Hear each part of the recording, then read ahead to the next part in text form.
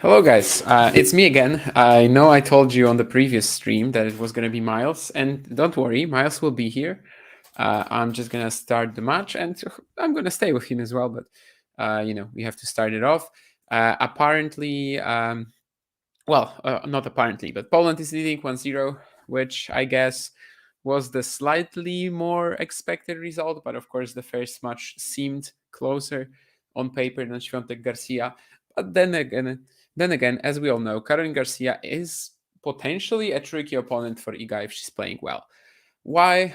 Mostly because of her returning, right? She actually doesn't have good percentages last year, as we checked on another stream. I think it was for Ostapenko Azarenka. But it's a hyper aggressive strategy that, well, sometimes works for her, and especially if she's just feeling it. And given that Swiatek is not the biggest server in the world, she can really punish Iga. She can make her play on her own terms. And if Caroline Garcia is able to do that, sometimes she can defeat the Pole. Of their matches in 2019, there was one that Iga won, which I honestly don't remember too well, so I can't really talk about that. But then, of course, there was the famous Warsaw Clash 2022, which was right after Iga finished that 37-match win streak. That, of course, ended at Wimbledon, but then Warsaw, she comes in as this huge favorite, of course, event at home, clay, and she gets, well, it was a free setter, but I still want to say that she was demolished by Garcia because the parts of the match that Caro was leading in, that was just a blitz. She was fabulous in that one.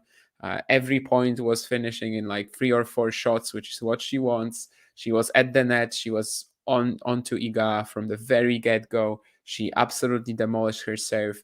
And it was a beautiful showing from honestly even both players, because the second serve of Swiatek, the second set of Swiatek, when she was also attacking Garcia so much, was quite fabulous as well. Probably one of my very favorite experiences watching women's tennis live. But then in 2022, they also played at the WTA finals, which I know Garcia ended up winning in the end. But in the group stage, actually, actually, Swiatek defeated Caro. And she defeated her pretty comprehensively. Like, it was one of these matches indoors in Fort Worth. Of course, that was the year when the WTA finals were held indoors. She just really used her athleticism, her movement in defense to make Garcia play one more shot, and that's how she won it. Whereas in Beijing in 2023, they gave us one of the best matches of the year. Personally, for me, it would probably be at number one. Also, when it comes to our lists of the best matches of 2023, John put it at number 7, which I think I did this episode with Vansh, and we were both, sort of thinking that it should be higher. But anyway, I'm glad it was on the list. For me, it would have been number 1 because, as I said there, I just feel like I love that sort of tennis, which is very no nonsense. They just sort of keep going at each other. The pace of play is very rapid, and the quality was sky high, even if the third set was kind of like not competitive anymore. Swiatek ended up having to win some key pressure points, showed a lot of tactical awareness as well compared to her previous performances against big hitters. And I hear some heavy breathing in the background. So Miles is here. Was it that heavy? Jeez, we have to check that out. Hi, man. Yeah, you better check it with your doctor. But anyway, glad to see you here just in time for the first point as well. Yes. I am trying a little bit of a different trick as far as how I stream this match, and hopefully we are up to par. We should be. Along with Andre, we just did the Hurkacz-Manarino clash. Of course, the win for Hubi now means that Iga has a wonderful chance of basically making the mixed doubles irrelevant here. And this is my first time seeing the new service motion everybody's talking about. I don't think you're gonna see too much of a difference, honestly. Like when you see it, on a replay, slow motion in comparison, then yes. But more or less, I think it's just making it a little more compact, and that's really the extent of it. But this could be the first time when we actually see it having an effect, because this is, of course, a matchup where like her serving is under scrutiny, where Garcia just goes at it. And maybe if that serve has indeed gotten better, then maybe this is the first time we will actually notice it, because the first 3 matches were just so comfortable for Swiatek that it didn't fully matter. Yeah, she's gonna be pressured on serve for sure with Caroline Garcia. So far it looks less of a pendulum backswing. Sometimes her backswing was just very pronounced, and it just kind of it's not as abbreviated as I've ever seen on a WTA tour, but it is abbreviated compared to what we've seen from her. That's So kind of the extent of it, yeah. yeah, So you were actually able to notice, which yeah, is from the good. very first point. It doesn't look as I smooth, don't but know if I would have. it does look noticeable. Hmm. Yeah, I guess now that I look at it, maybe you're right. I assumed that I wouldn't be able to spot it, and of course, I just saw the videos before I started watching it, before I started watching her this year, and that's why I never really had the chance. But now that I look at it, yeah, maybe it's actually very noticeable And this if is you also know if you know about it, like if you know what to look for, right? I knew about it before I've actually seen her, being that this is like Hmm. my well, not seeing her, but this Yeah. is my first time seeing her in 2024 compete. I've only just seen the scores of her matches, so it was pretty noticeable from get-go to me. Okay. Yeah. I'm happy to be calling this match with you, though. I feel like is this the second time we've called a Swiatek match? Oh, did Oh, we call we something were in we were on Cincinnati or? Coco. We were on Coco the earlier this week. Yeah. That wasn't Iga. No, this week it wasn't IGA, but I think we did something, maybe Cincinnati or Canada, something like that. Because I remember where I was at the time, and it was at a challenger in Kozerki, so it could have been either Canada or Cincy. But what the match was, I Mm. can't really tell you right now.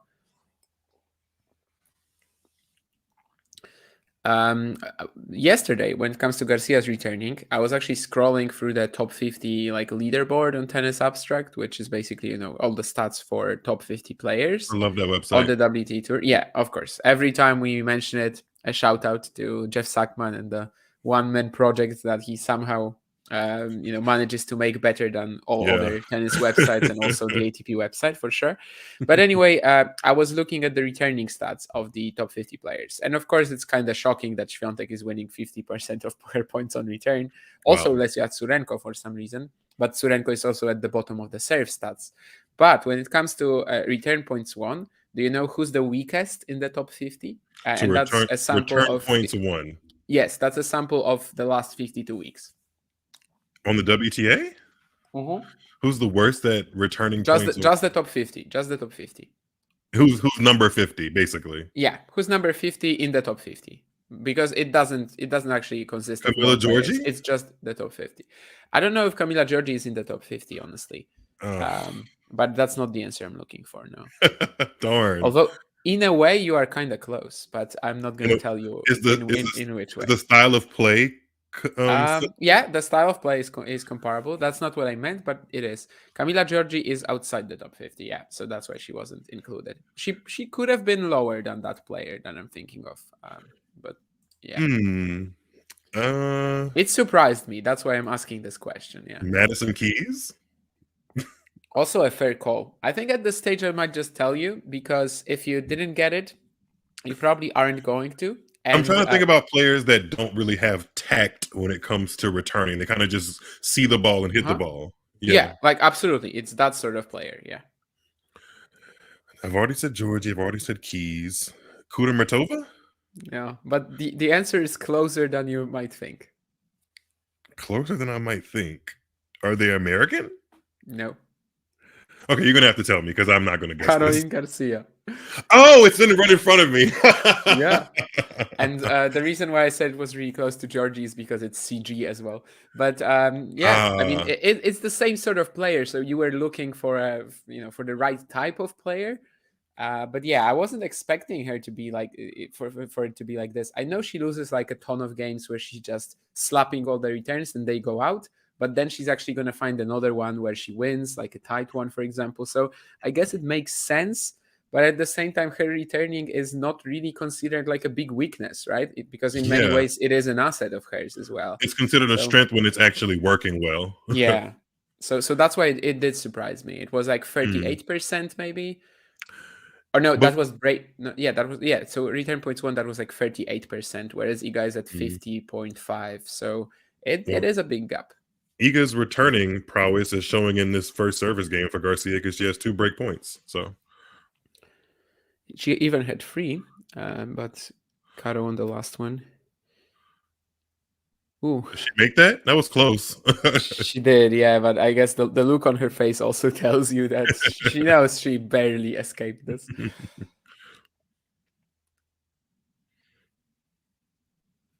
This could be a very interesting matchup. Did you already mention the fact that they played just a handful of weeks ago, or maybe months ago at this point? Yeah, I went through the history of their rivalry quite a lot. I was talking about the Beijing match, which was like one of the best of the year. Mhm, mhm. The Warsaw one, the WTA finals. I can't really say too much about the 2019 match that they had because I don't It's remember it not at too all. relevant, really.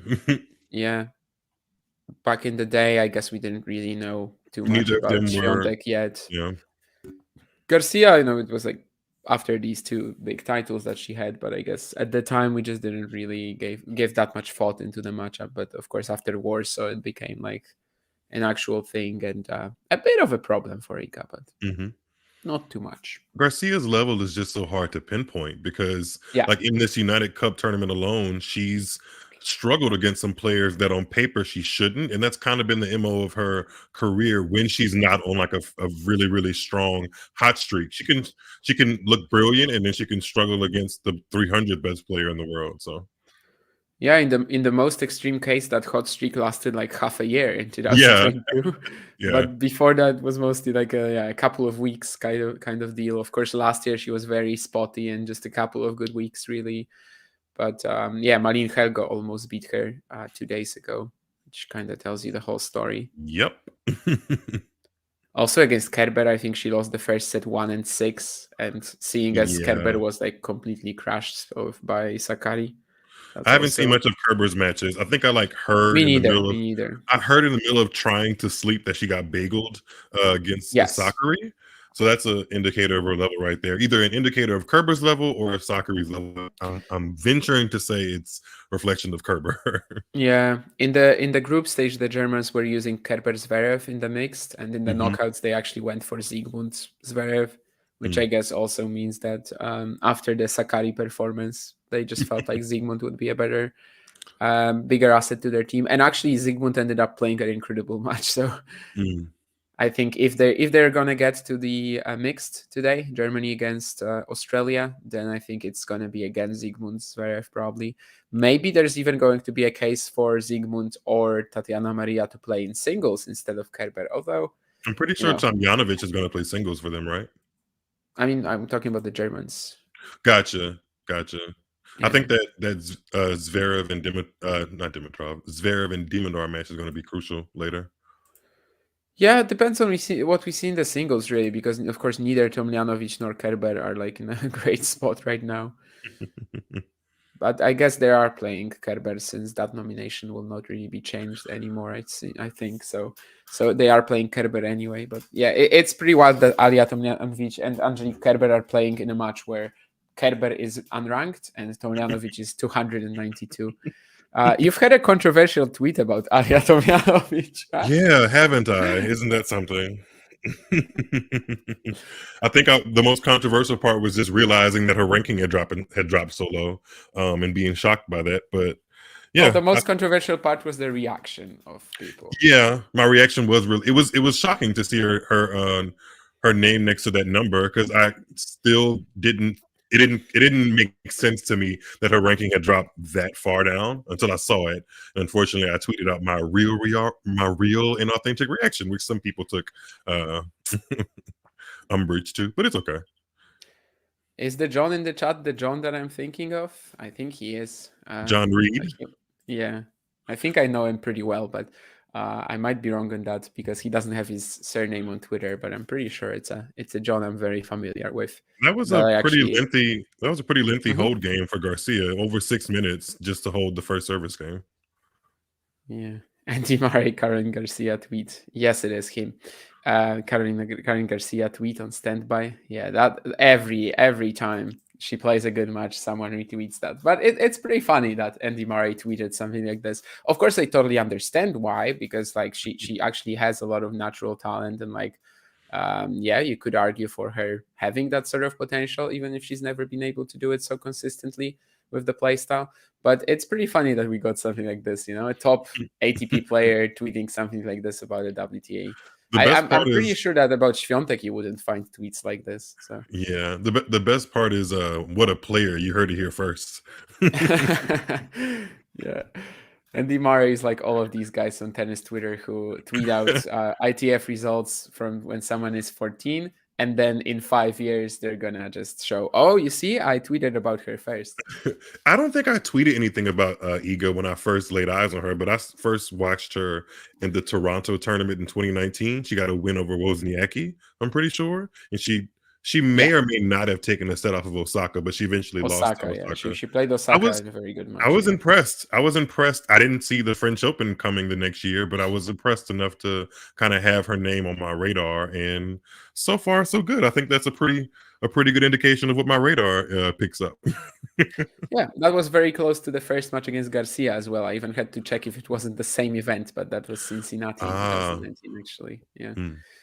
Um, what was I going to say? Oh, that another fun fact is that after that Świątek Osaka match, Naomi Osaka followed Iga Świątek on like her social media, and she had like 15 accounts followed on Twitter, and one of them was Iga Świątek, which I guess was also maybe an indicator of Osaka believing she was gonna be good, or maybe Yeah. they just became friends. I mean, who knows? Osaka might have just thought she was a cool girl and was like, "Hey, let's follow." Yeah, probably. But for a while, I know that was like the only tennis player that Osaka was following. And it was pretty funny when Świątek wasn't like the word number one, right? I mean, now it's like, Yeah. okay, I No, mean, it makes sense. Like, what duh, else she is should new, be. really? Yeah, Yeah. it makes sense. Of course, she's following her. But I remember when Świątek was like still getting like just trying to find her way to the top spots in the rankings. That was definitely brought up in the Polish media pretty much all the time. More or less like the Garcia Mare tweet. Mm.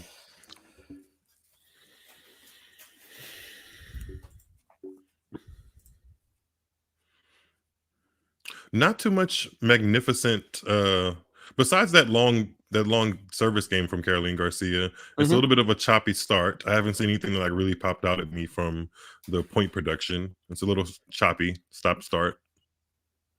Yeah, I guess it's a bit of a stop-start matchup as well, Mm. just like well most Garcia matches are.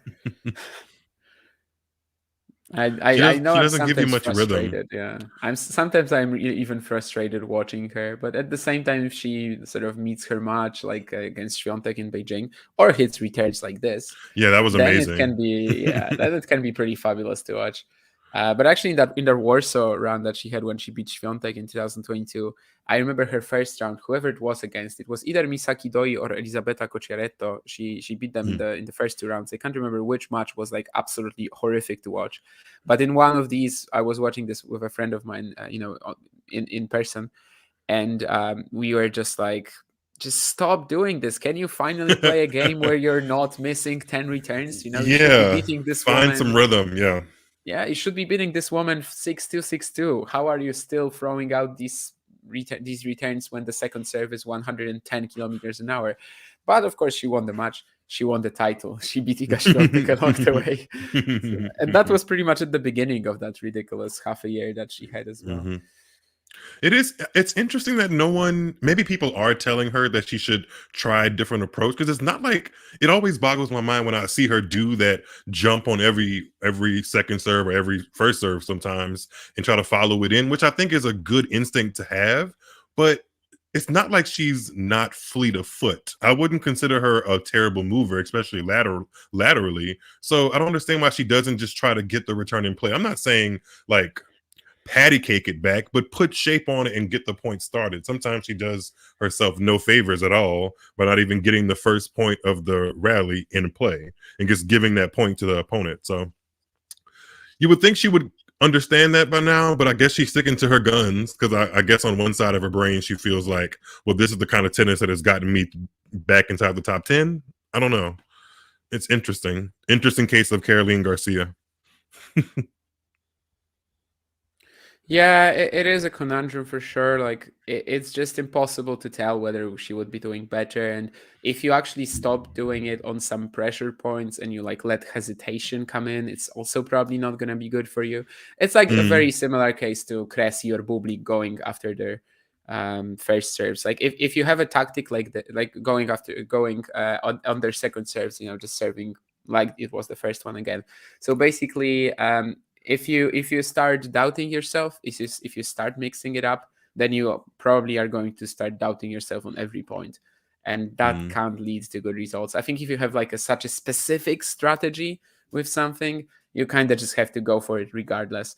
and But of stick with course, it. there's always Yeah. going to be a conversation, whether at some points she might sort of feel that this is an opportunity where she finally has to start letting the opponent play.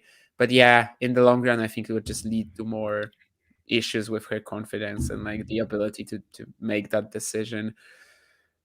I don't know. She's still an extremely successful tennis player. It's just a bit of a shame that she's only had like 2 or 3 years when she was a proper, part of the elite. And for the most part, she was like floating around the top 30, 40 otherwise. So, Hmm.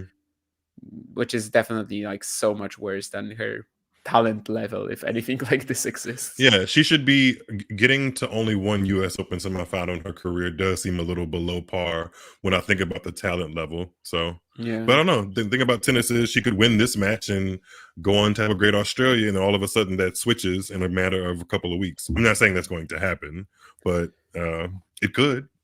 Yeah, I think even last year, in a way, signified progress. I know after 2022, it was a disappointment. I know a lot of Hmm. people will say that it was pretty horrible, but it was actually, I think, just the third time she finished in the top 20. So it was like a very good middle of the road season compared to most of her career, Hmm. which I know it doesn't seem like it. And even for me, I also was disappointed, but it was at the same time, it was one of the best seasons of her career, which is really wild to think about. I get what you mean. Yeah, I can see that. I mean, she got to two WTA level finals. I mean, there were two 50s, but still, that requires what, winning Yeah, three or decent four? run in Guadalajara, and just the Yeah. fact that she gathered up enough points to, stay in the top 20 at year end. That Hmm. that that's something she was never really able to pull off in her career. That's something that she was only able to achieve when she had these incredible patches, either the 2 weeks in China in 2017 or 18, whatever the year was, and of course 2022 when that peak lasted half a year.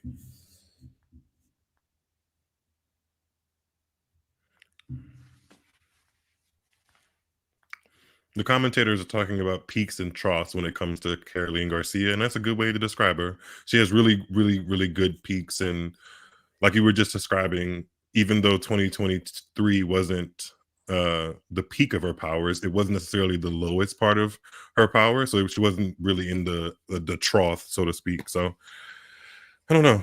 I don't. She's a hard one. Like, it's as much as I am wowed by some of the moments that she can produce on a tennis court, she makes me scratch my head very often. And Yeah, you so never is really this know match what so she's gonna far. get. This match doesn't, like, I can't think of any rally that has made me just intensely get a feel for what this match is bringing. Like, they've held serve, and that was a long service game, but it's just been choppy. Like I said before, hopefully it gets better. I think it's gonna stay like this. I think the Really? rhythm Okay. will be like it. Like Mm. that's the Swiatek Garcia matchup. Like they just go at it, and there's no fuck. Oh, ooh, ooh, ooh, ooh. No, no cares, Kevin.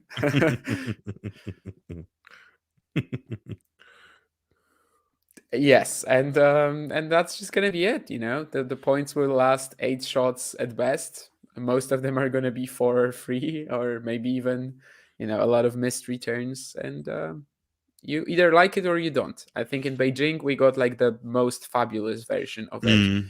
WTA finals was probably pretty okay in terms of like watchability actually, because Iga was playing more on the defense and like just using her athleticism to make Caro play one more ball. Whereas Warsaw, I think, was also very watchable. But there's definitely a match somewhere in the rivalry if they play like 5 or 6 times more, which will be absolutely unwatchable. I hope it isn't this one. Hopefully not. Hopefully not. Hopefully not. At Hopefully least not. we're off to a decent start in that it's still Yes. competitive, in that we Yeah. didn't get that first break and we're not just cruising towards a 6-1 set or something like that. and She we're still just clipped getting the backhand. returns like this. Yeah, Yeah, she just clipped it on the back side of that corner. but it's probably a matchup where you're gonna have to sort of stick to these sort of shots. A good highlight reel video, but not necessarily a good match so far. Yeah, depends on the preferences. I think I Yeah. kind of like this type of tennis. Yeah, on the best of list that we had we did that with Vange. This number 7. This was number 7 on John's list. We actually thought it was supposed to be higher, but this was John's number 7, and we did that episode with Vange together.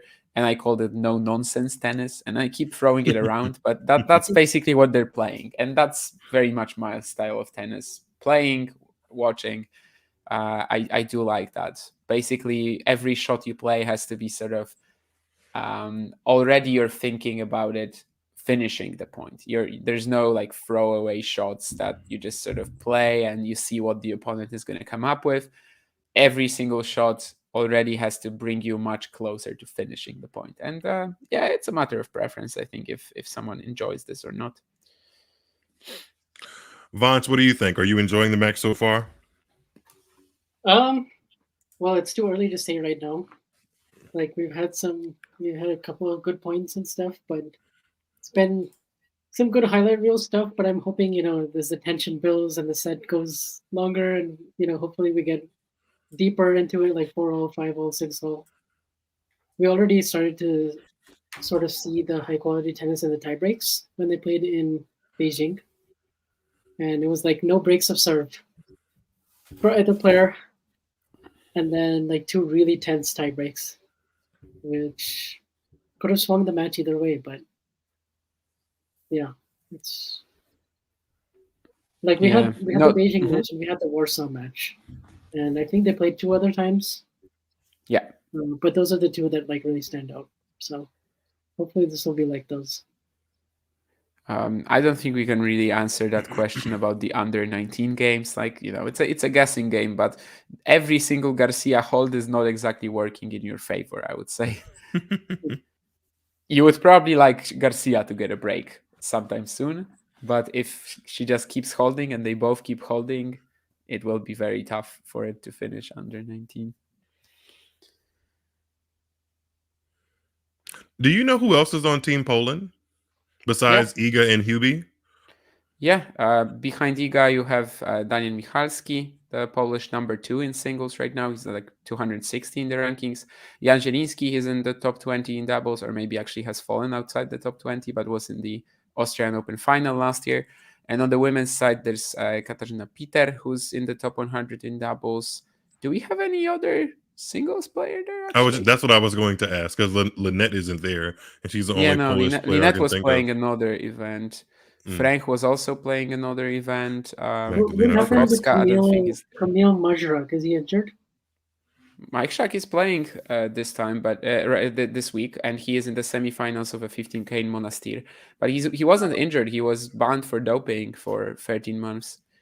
Contaminated supplements. So like they accepted they accepted his explanation, but he still got 13 months, dating back from November 2022 to December 2023. He's back at the 15K in Monastir. He's defeated a couple of college players who are actually quite dangerous, but he hasn't lost a set so far. Tomorrow he's playing Tao Mu, the Chinese guy who got a couple of wildcards at the Chinese swing last year. I think he played Mute, and he also played Kukushkin in these bigger ATP events.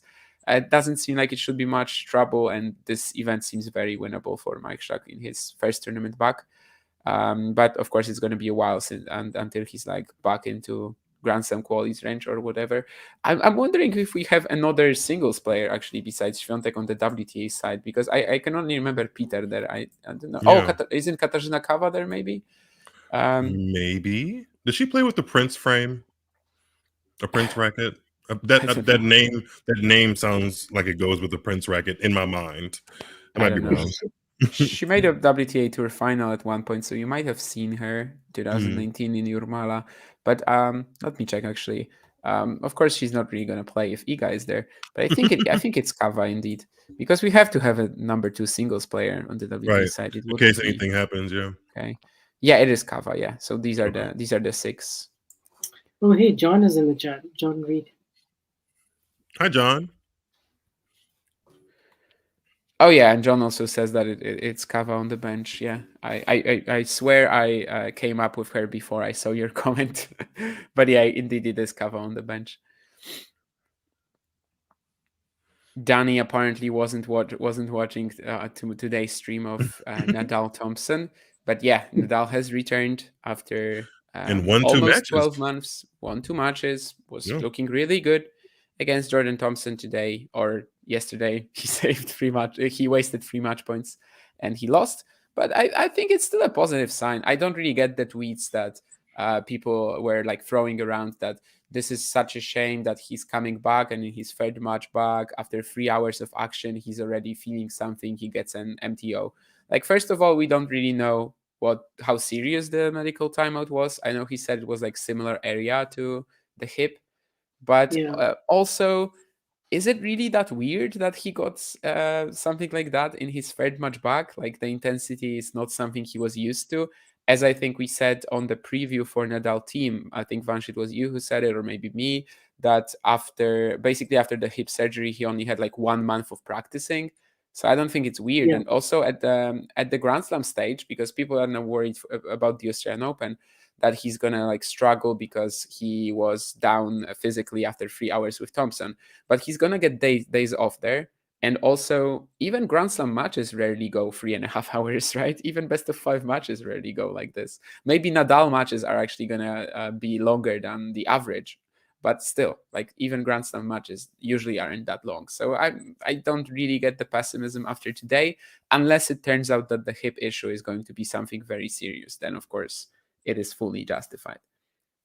Yeah, he believes that it's more muscular, as opposed to the tendon that was bothering him for like a year.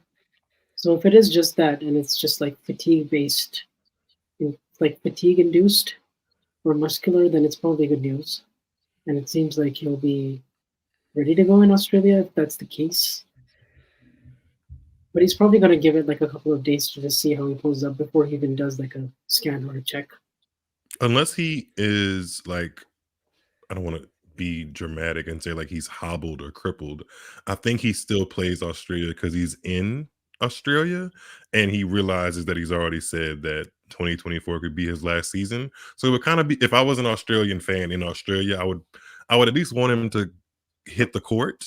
I wouldn't want to see him like suffer, but if he could play, I would want to see him play just for the so long farewell of it all, I guess. You know? Yeah. A little bit surprising though that he didn't put away a couple of those match points, especially the first two. I would say the first one he usually makes that 98% of the time with that backhand volley, and then the first point of the tiebreak, I think he had a pretty routine forehand that he missed. But do also have to give credit to Thompson because he played pretty well in the second set tiebreak. I thought. Yeah. Came up with a couple of clutch volleys, competed pretty hard. Every time I've seen him play, is he's somebody that the opponent usually has to beat. Like he competes very hard. He doesn't really have an overwhelming weapon at all on the court, but he competes. Every time I've seen him play a big match, like on a first, second round of a Grand Slam on a show court, he competes. Especially in big moments. I was there in Cincinnati, and he was giving Alcaraz absolute fits. Mm-hmm.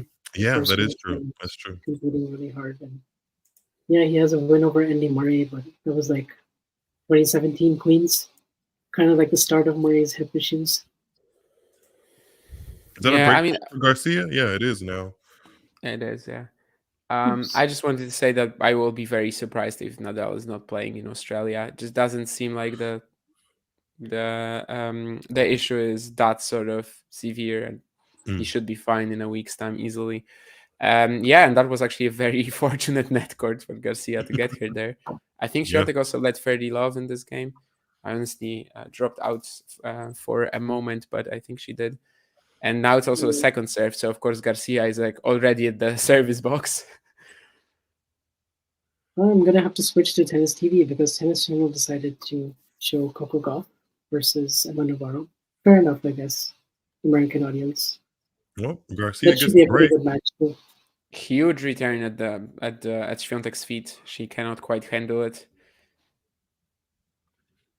And it's actually Caroline Garcia leading now. So the guy who wanted to this match, Danny, who wanted this match to be under 19 games, he will be happy about it. Yeah, and John, I saw you tweeting about the net courts and bounces going Hurkacz's way in the Manarino match. So I have to turn a light yeah, on in indeed, my a bit of studio. I'll be a- right back. Sure.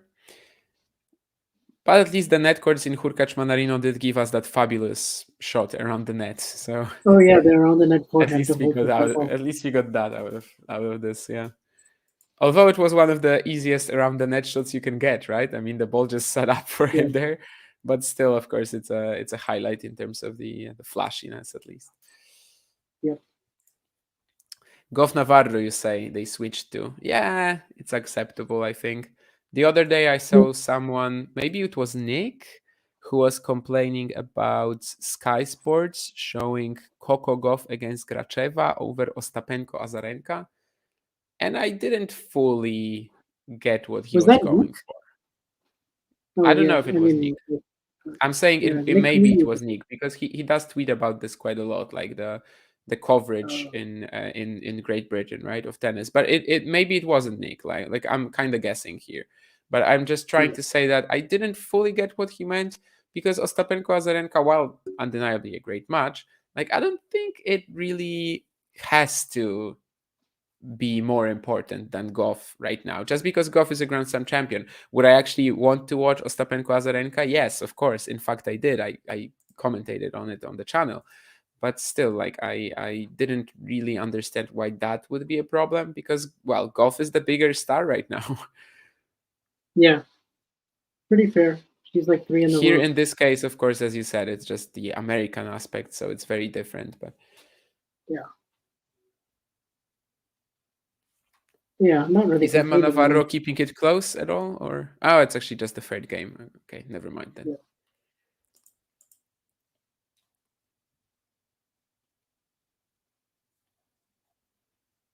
Garcia has some heavy strapping on her shoulder, so that's something to watch out for. I guess it's just kinesio tape, but it's not stopping her from blasting big serves for now. Yeah. You're streaming at a different part of your house, or are you somewhere? No, this is actually a virtual background, but I wish this was the. Oh, I wish so this was actually my house. This is the green screen. Yeah, because it's so small on my screen, you know, that I wasn't able to tell. But yeah, now that I look at it, I see the piano or whatever it is. Yeah, okay. Yeah, it does seem very luxurious now. I'm like, I don't think I can afford this. Yeah, but if it's just that small frame, you know, on it, just part of my screen, I actually could have been, I actually easily could have been convinced that this could be your house.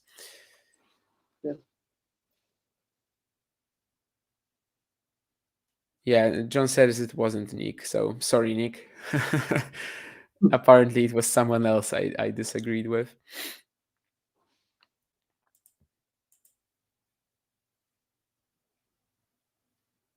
Yeah, this might be the first time we've seen Swiatek really pushed, you know, in a set. Oh, definitely. Since maybe the second set of the golf match in Cancun. First set, Vondrousova was earlier, yeah. So I guess the second set, but it felt very different. Like, it just felt like against Goff, right, that both players are struggling with the wind, and it's just such a horrific mess. Whereas here, of course, it's very different in that. Yeah. It's conditions are favorable for good tennis, and it's just Garcia slamming returns at Swiatek, and for now she's also had an easy time holding. So, well, easy time other than the first game, of course, where I don't know if you were watching already. Did you start watching this from the first game? Or? No, I missed the first couple of games. Yeah, so in the second game, Garcia had a low 40 situation, but she managed to climb out of it. Oh, wow. So it's not like it was always easy for her, but after that first game, she's actually holding more comfortably with than Swiatek, I guess. If this match goes to, if this tie, I mean, if Poland versus France goes to a mixed doubles, what would be your your call about it? Ooh, that's actually a tough one. I mean, because the French team is quite strong too, right? With potentially Roger Vaslan and Garcia will probably play a bit mixed as well. Yeah, for sure. Like, I don't think there will be any changes of nomination. It's pretty clear what the best team is for Poland, and it's pretty clear what the best team is for France. Yeah, I would guess that one would go to a super tiebreak. I don't know. The mix just feels really random in this because you've also got Vinolad and it's quite easy. They never play it, the deciding points, the super tiebreak. It's completely random. So perhaps that's good for Team Poland, since like Garcia and Roger Vasselin are the players who, compete in doubles a lot more. But at the same time, Swiatek and Hurkacz have had amazing results in doubles as well, even with their limited schedules. So yeah, and another big return to give Garcia a set point. Did you And guys of see course, this she's coming? targeting the forehand side as well. I don't know if I saw a Garcia 6-3 set potentially coming. 2 breaks, not really. But Iga comes up with a really good serve. Yeah. Any thoughts about the new motion, Vansh, already, or? I guess like in the first match, we'll probably talk about it on the show, but but you can also, I think in the first match, I noticed she was averaging a little bit faster, and was potentially helping her body serve a little bit. Like maybe there wasn't that lag that we saw before with the right arm, and like it was both arms were more in tandem at the same time. So just like potentially a little bit of easier power. I think it was a good change. It'll probably take us some time for us to really see like the effects of it. I thought our ball toss was more consistent. I don't know if that was super noticeable already, but it seems like this should be a more efficient way to move forward for her.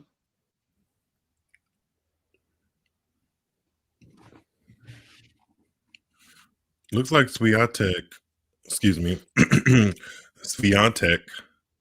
has battled back to gain point, I think, if they show the score right. Yeah. And yes, John, France is Garcia, Roger Vasselin. They've played like this in every single tie so far, and obviously they're gonna field that to the mixed doubles here if the mixed doubles is important, because if not, then there will be changes of nomination, and the lower ranked guys are probably gonna get a chance. And yes, indeed, Swiatek holds. So that's a really, really good hold. Down. Now the pressure is on Garcia to see if she can snatch a set. This would, I guess, be the third match against Swiatek where she takes a set after Warsaw and Beijing. All of these times she took the opener as well. Yeah.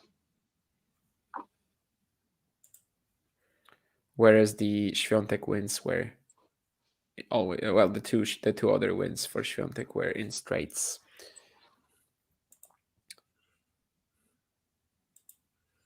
Looks like it's a pretty good atmosphere for this this tie. There's only 3 matches, right? So there's a men's singles, women's singles, and mixed doubles, and it's best out of 3, right? Like almost like a regular set, or best of 3 set. Yeah, it's Davis Cup basically. It's Davis Cup now. You get the sort of twist with the genders, of course, but but it's basically the Davis Cup format now, or the Hopman Cup format, like it was in the past. Although Hopman Cup used to have some weird scoring in the mixed, right? It was like fast 4 and tiebreak to 5 or something like that. Not every year. I think they switched that at some point. There was definitely that tiebreak to 5 where the point at 4-all would be the deciding point, which in any meaningful competition, in any meaningful competition, it just can't be like this. Yeah, Hopman Cup definitely had its iconic moments. Cheating it. What exactly is the most recent example of Iga cheating? Because I'm not sure. I'm not sure what he's referring to. If we're referring to the jumping jacks or whatever. Yeah, she hasn't done that in a while. She hasn't done that in a while, yeah. I think the last time she did that might have been San Diego, and she apologized for it. I don't think we saw it at all last year. So Yeah, John, I think it's definitely much more exciting to me than the Hopman Cup as well. Hopman Cup just felt like a pretty nice exhibition that I was mostly watching because Federer was playing it, or yeah, I like was just gonna say you had yeah, the there was star a power. Like, you had the yeah, iconic doubles teams as well. Like but it was mostly Federer really that I was watching it for, and of course in 17-19 that was the only years he played. There was yeah, also a couple of big Polish stories relating to that when Janowicz played with Radwańska and won. Also, yeah, the Radwańska Panfil duo when Panfil like suddenly became the talk of the town, and everyone was screaming that he should get an Australian Open qualies wildcard, which I think he like got in as one of the last ranked players or something like that, and lost to Giustino. So there was a few big stories from United Cup, but if that event was on, I was only watching the matches that I was interested in, which was pretty much Team Poland and then Federer. So it wasn't like I was actually fully, excited about the event. It was only really for specific players. And I think as a whole, the United Cup definitely works a bit better. It's a little weird that we get it right after the Davis Cup, which is why I think it works a lot better as the United Cup than the ATP Cup. Because when it was just Davis and ATP Cup and there was like 1 month between them, then what's the point really? But now it's yeah. actually really different. And yeah, that's a pretty cool event. Yeah, I like this event overall as a whole. Like the experience the second time around, clearly more successful than the first time. I mean, the first time you also had some unique opportunities for lower ranked players, of course, because you had the whole best of five rubbers. So the number two players got to play some more Yeah. matches. But I think in terms of like the event as a whole, I think streamlining it was probably a better decision, especially with like 500 ranking points online and maybe this. It's better for the event, and I'm sad to say, I'm really sad I have to say this, but it is better for the event. It's like more action packed. Yeah. There's less matches that are meaningless to the public, to like the general public. But part Yeah. of the magic, of course, for me was watching Viktor Turasovic, Stefanos Sekalidis, Alexandre Medvedev. These guys are not going to play. Like, especially Durasovic was, whenever I thought of United ATP Cup, Viktor Durasovic was already there. Or like Mikhail Pervolarakis, these guys don't really get a chance Yeah. to shine now. But of course, they're not the ones that people come to watch. And yeah, I think the only weird thing right now about the United Cup is that it gives points. And I wanted to give points because otherwise it's like a bona fide exhibition again. But it's very inconsistent with what the ATP has been doing recently with the Olympics, with the Davis Cup, stripping ranking points from the events that where like your country determines whether you can play or not. Yeah, Marlene Helgo has been somebody that I've enjoyed actually Yeah. watching quite a bit of this United Cup. I would say she's been like a surprise story, right? Like, I mean, Surprise story who hasn't won a match, but I always say that she was actually very important for Team Norway because Norway got out of this group where it went down to percentage of games won, right? So basically, she actually was super important in the groups. Every single game mattered there. And the set that she won against Vekic, of course, as well. By the way, we have to say that 6-4, Karen Garcia, she manages to hold. I guess Iga didn't really threaten, right? In the last game, there were a few missed No, returns not really. yeah. that didn't really allow her to pressure at all. Yeah, gonna have to come back from the set down for the second time in this rivalry, I guess. But Jesus, also, Garcia that's did a a really good job question of and a half. targeting the. Oh, what's that? That's a question and a half. Wow. Is cheating an inherently intentional action? Wow. That's a big one, yeah. I don't think it always is. I think it's very situational. It's just my gut reaction. I don't have a very thought out reason as to why, but I don't think cheating is always intentional. Like for example, if I think there was a couple of seasons ago, Iga was trying to defend a Heather Watson shot, and it was a pretty easy put away, but it kind of looked like Iga had slipped, and in the midst of slipping and trying to regain her balance, she hit her racket on the ground, which then caused Watson to mistime her shot and make it go long.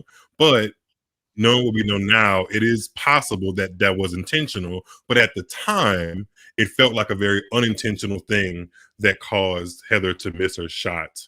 But I guess that would be something under the category of like unintentional cheating. I don't know. It didn't seem like at the time Iga meant to do it. There's been a couple of times where it felt very intentional, like against Donna Vekic in San Diego. I think Lauren Davis against Lauren Davis in New York. It felt intentional, but that one at the time didn't. So I don't know. Yeah, and there's a very thin line between this because sometimes we even applaud it, like when Federer Haas, right? There's that famous Wimbledon point 2009.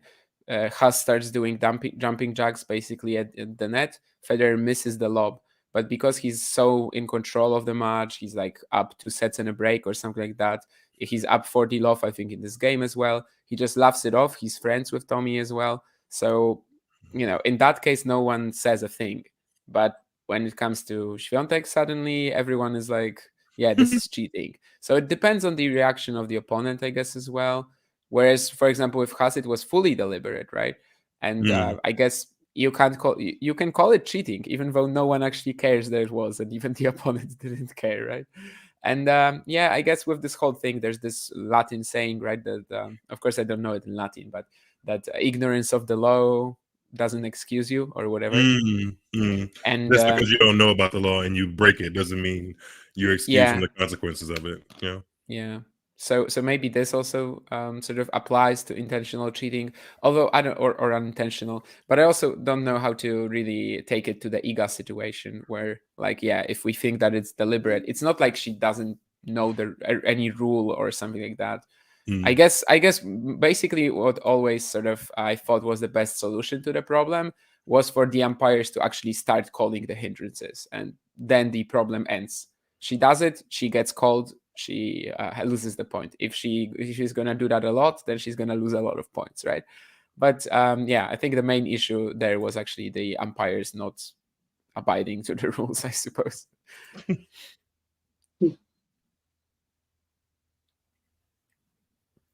But yeah, that's a big philosophical question from Matthew. So yeah, I enjoyed that.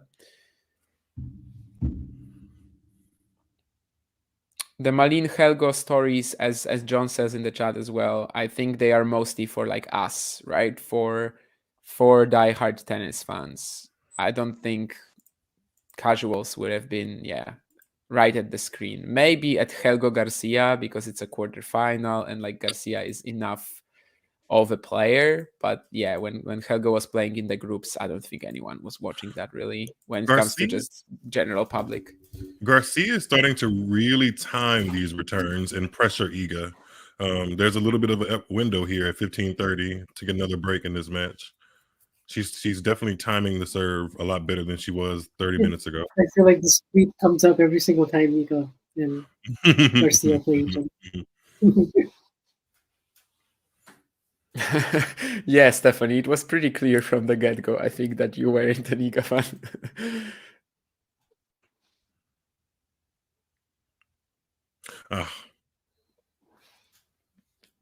Yeah, that wasn't the best of approaches, but I guess she kind of had no choice after the return. I saw that.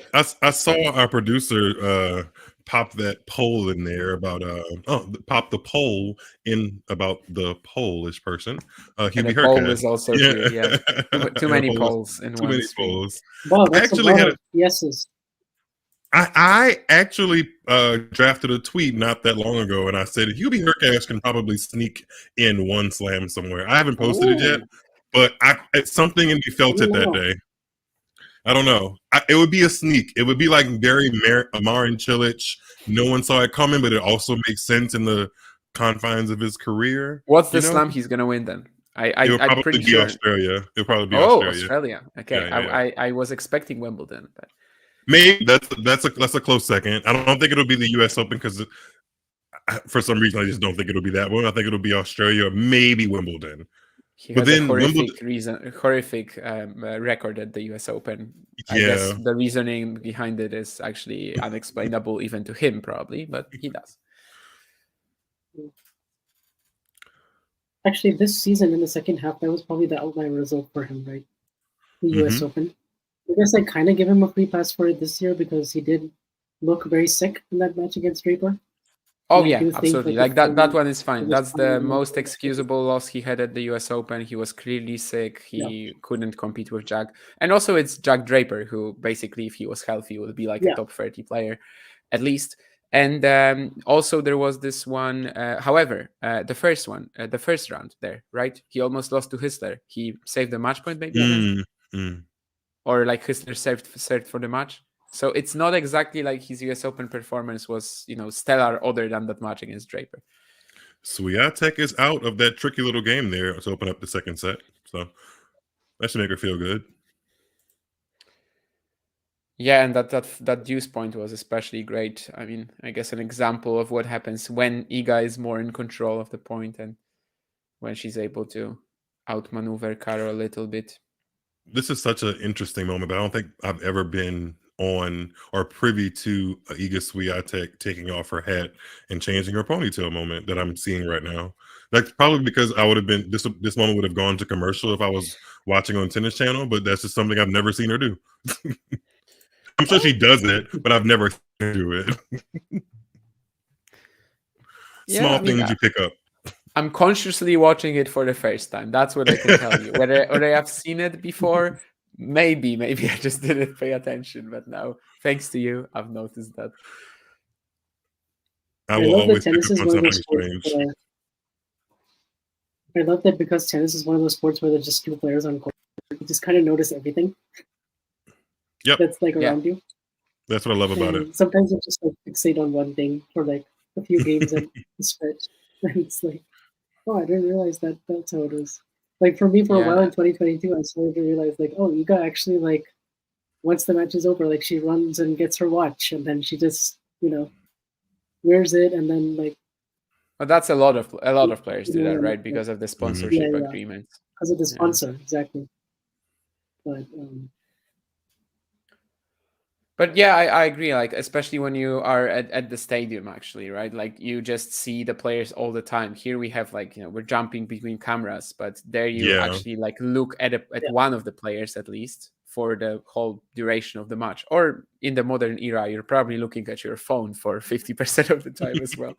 But yeah, definitely, like this is a sport where you just see everything that a player does. There's no, Everything is there's under no the like lights. Mhm. even like in baseball, there's a dugout that the players go to where you don't really see them. In basketball, there's a bench that the cameras don't go to. In football, there's helmets and a bench.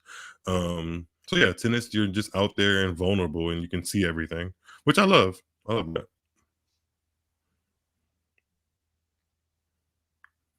I don't know if I would love that as a player particularly. Yeah.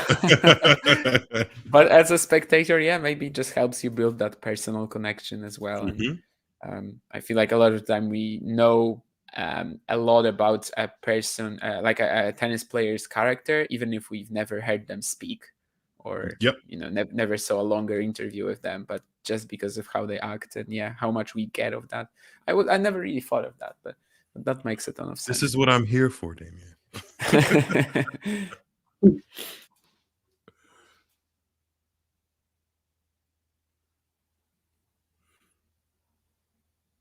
Oh, That was a good return from you guys. Yeah. She didn't take advantage of it. That was a good return, Vach. Yeah.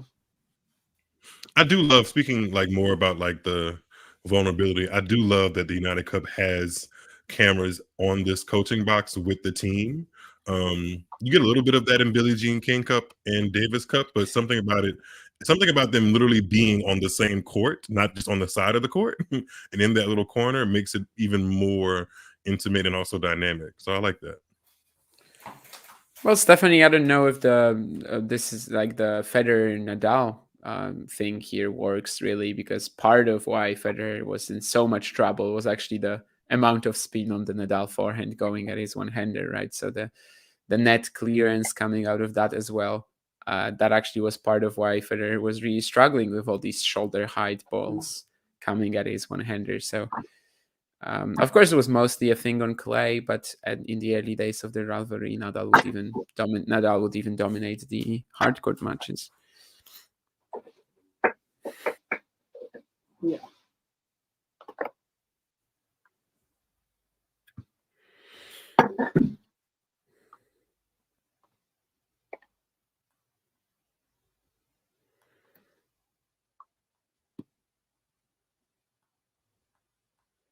Well, we are at deuce here. And Iga just did really well to neutralize a first serve return, and now she has a break point.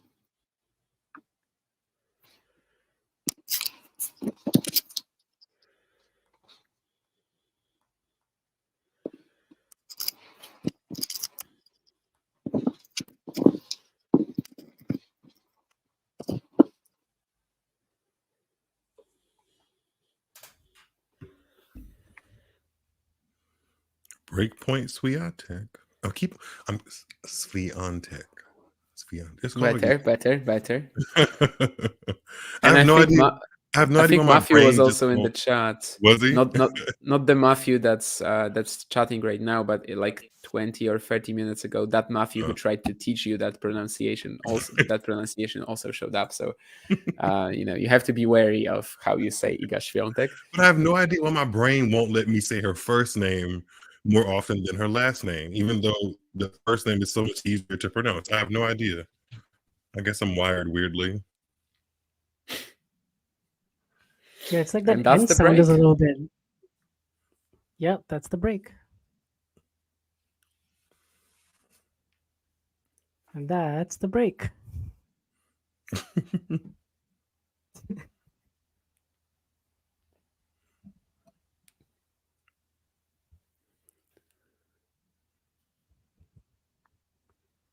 I think Eagle wins this set. Very bold prediction at 2-love, Miles. Hey, it could get interesting. It could. The thing about Garcia to me is that her surges, even within matches, are often not long enough. Like she hit a surge somewhere in this match where she felt like she was actually getting a grip of how to attack on the second serve, and now it went away just as quick as it was there, and I noticed it went away.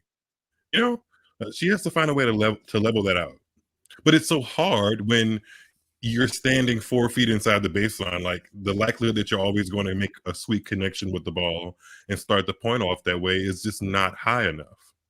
So she's just playing so risky. Oh, so Also the that's the risky- same Matthew. Oh, sorry. Yeah, I never yeah. realized. Sorry, Matthew. Yeah, the risky part about that is also she's not giving herself enough time to like recover back to the middle, and I actually think she's one of the better movers, right? Like I on the said that WTA earlier. tour. I said that Like, I earlier, actually Raj. think It's her like she athleticism- handcuffs herself. She doesn't allow. I don't think her movement is on the level of Iga or Coco or somebody that is Yeah. just like a great athletic mover, but it's not bad. But But it's she's definitely above average, I would say. Yeah. Like I've Yeah. seen Yeah. her defend and move and She handcuffs get herself. balls that are. Yeah. It's like she Yeah, doesn't believe in her particularly- legs. Actually, that's kind of the thing that struck me the most about her second half of 2022 was her athleticism. Because like I always knew she had an elite serve and that she could get really hot, but I didn't realize actually how athletic she is. The French players are interesting, that's for sure. I've always had an interesting relationship with the French players. Yeah, I totally agree with you guys. Like, I think in 2022, especially when it comes to that war so much against Świątek too, like part of the why Garcia was so good was actually the fact that compared to most other power hitters, she was able to sustain a rally as well. I'm not really sure that's in her game at the moment. I'm not really sure that was in her game in 2023. But part of her success was that she was fully comfortable just keeping it in play as well. Of course, it wasn't the natural game plan; it wasn't what she wanted to do. But if the game of the play of the opponent sort of warranted it, if she was forced to, there was absolutely no problem to hit 10 shots. There was absolutely no problem to survive a base end rally. Right now, I think she has kind of lost that, and maybe that's why she doesn't have that consistency anymore. Yeah. I mean, we saw her do a really good job of this when she played Iga in Beijing and also in Guadalajara and like some of the latter tournaments. That basically kind of saved her whole season, apart from the two 1,000 finals. But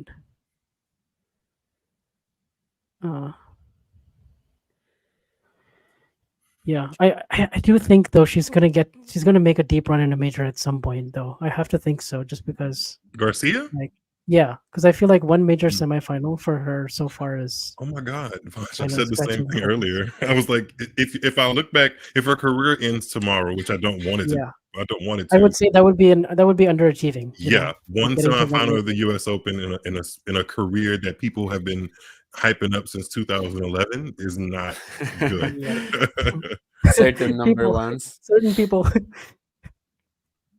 Yeah, I mean he wasn't that far off. Like she got to 4, so Yeah, he wasn't wrong, really. Like, I mean, yeah, if there's a universe where Garcia actually performs better in slams and takes momentum that she has outside the slams into slams and gets to second week, maybe she does become world number one. I don't know, yeah. but it just doesn't seem likely at this point because there's so many peaks and valleys to her tennis, even within matches.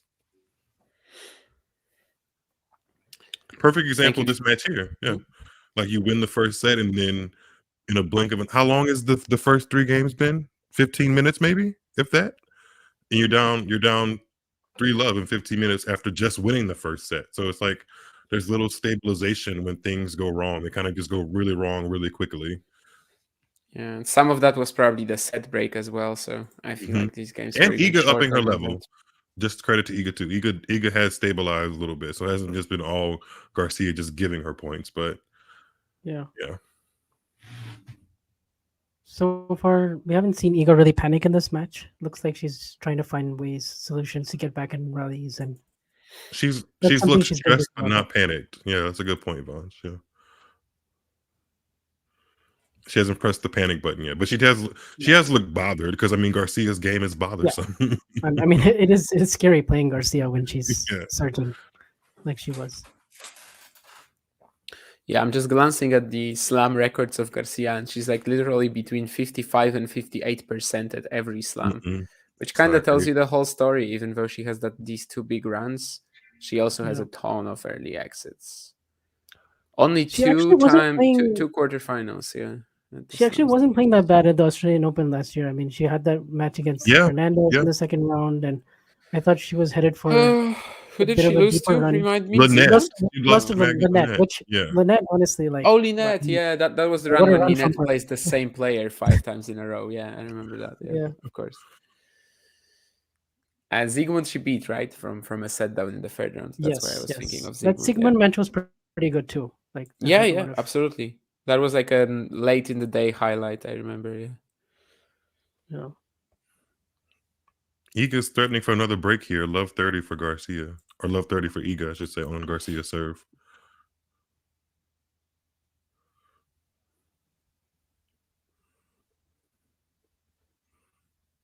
We're starting to get rallies. I'm like Yeah, really excited about that. and they don't end well for Garcia. Yeah, yeah. Yeah. Iga's extending them, which is probably part of her game plan. Oh, Interesting feels points like from in the everyone chat else. as well from John. I like something what Sabalenka is playing right now at the moment. I don't think Garcia would be able to pull off quite that, but yeah, it wouldn't hurt to see her try, I guess. And you're right, of course, that at the net she's absolutely fabulous. I guess there's no reason really why she wouldn't be able to pull it off. So maybe it's just years of watching her play like this that are telling me that she wouldn't be able to pull it off. Yeah. But clearly, I mean, obviously her timing Terrible is game like from Garcia. impeccable in the long run, and like this is a player who, yeah, as we said earlier, like her talent level is way better than most of her results over the years. So maybe she would actually be able to switch up completely. Is she like 30 now? Is she born in the same year as Muguruza? I feel like they're both born in. She's definitely She's 30. Sloan. I don't She's know the if same it's age the as same Sloan. year, but 30, yeah. definitely Yeah, 30. that Yeah. sounds right.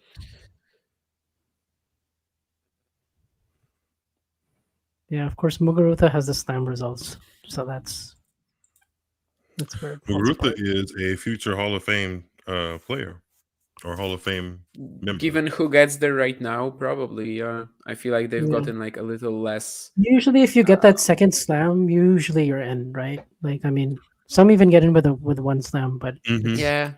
I also don't think it matters. You guys as Americans probably think otherwise. But Well, I think the it's Hall an of Fame is just international tennis it Hall does of have a Fame. prestige to it, though. Like it is. that's total BS, I think. I think it That only has it's prestige because you're international. American. Because I mean, Uh-huh. no, it's only you only think it has prestige because you're American. Like I But I honestly think couldn't maybe care less I who feel gets like it there. has more prestige if you're not a player and you get in, because then it's like you got in on the basis of like a contributing as like a journalist or a writer. Sure. Like honestly, even for the players, I understand that when you get there, well, like when you get in, it's gonna be great for you. There's like a whole ceremony thing, and like, yeah, I mean, amazing. I would love to get into the Tennis Hall of Fame, but like as a Yeah. tennis fan, I But don't also, it's a cool place to understand go because the like the big deal. museum and like there's a nice museum. It's a cool way to Sure. learn about tennis history. I don't know. Plus, it's Yes. on grass. I second So that, but I it's couldn't care less who gets in and who doesn't. It's Wait, not so a topic of conversation. you wouldn't feel I don't know the feeling associated with this, but if you saw a player that you connected with and they went on to win slams and get to world number one and after they retired they get that accolade, would you not feel even more connected to them for being a fan through all of their playing years and No. then seeing them? I would. I Hall feel of like Fame yeah. is such I feel an like that would be a special moment innately for them. yeah, it's a special no. moment for them and for the fans because Right.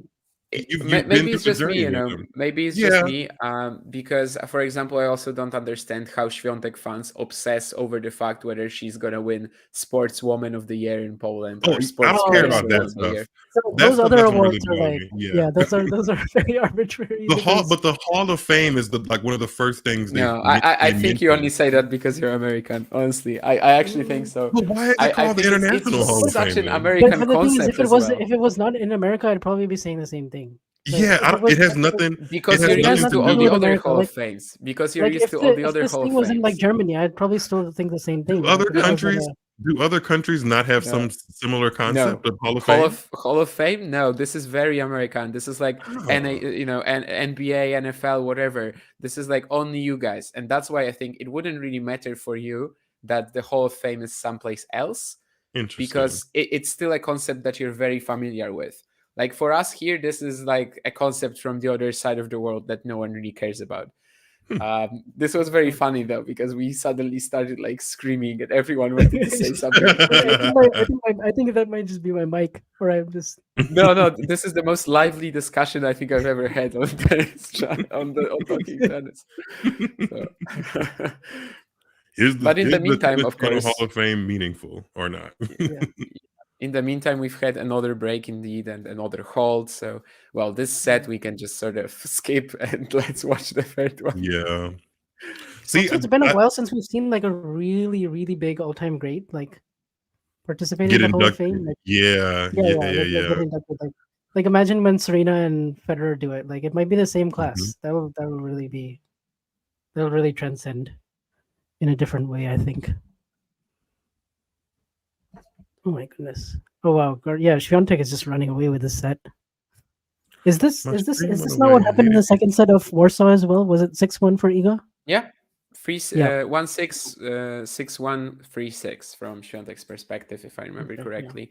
And she was also crushing the Garcia serve there. And it was actually a matchup where they were like, I guess it was similar to the next matches that Świątek had against these big hitting players, right? She was just trying to play the same as Garcia, but even harder. Of course, right now she's not really going to do that anymore, at least not to that extent. No. But Oh yeah, anyway, hockey, she's yeah. dominating the set. My stream just left me. I don't understand what I did wrong. Mine as well. So it might actually be. What were you watching on? I was on like a illegal tennis stream, but I don't know. I mean, I was also on an illegal tennis stream, but I don't know. What your illegal tennis stream was from. Like, was it Tennis TV or something? I think mine was It was Tennis tennis TV. TV. It was tennis TV. Yeah. Yeah, It and was. mine left me too. So it Okay. probably was a Tennis TV issue.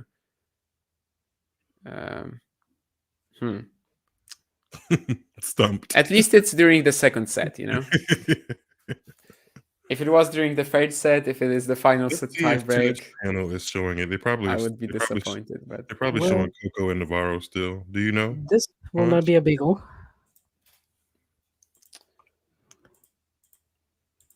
Coco's up Garcia can 5-3 against Navarro, serving for the first set.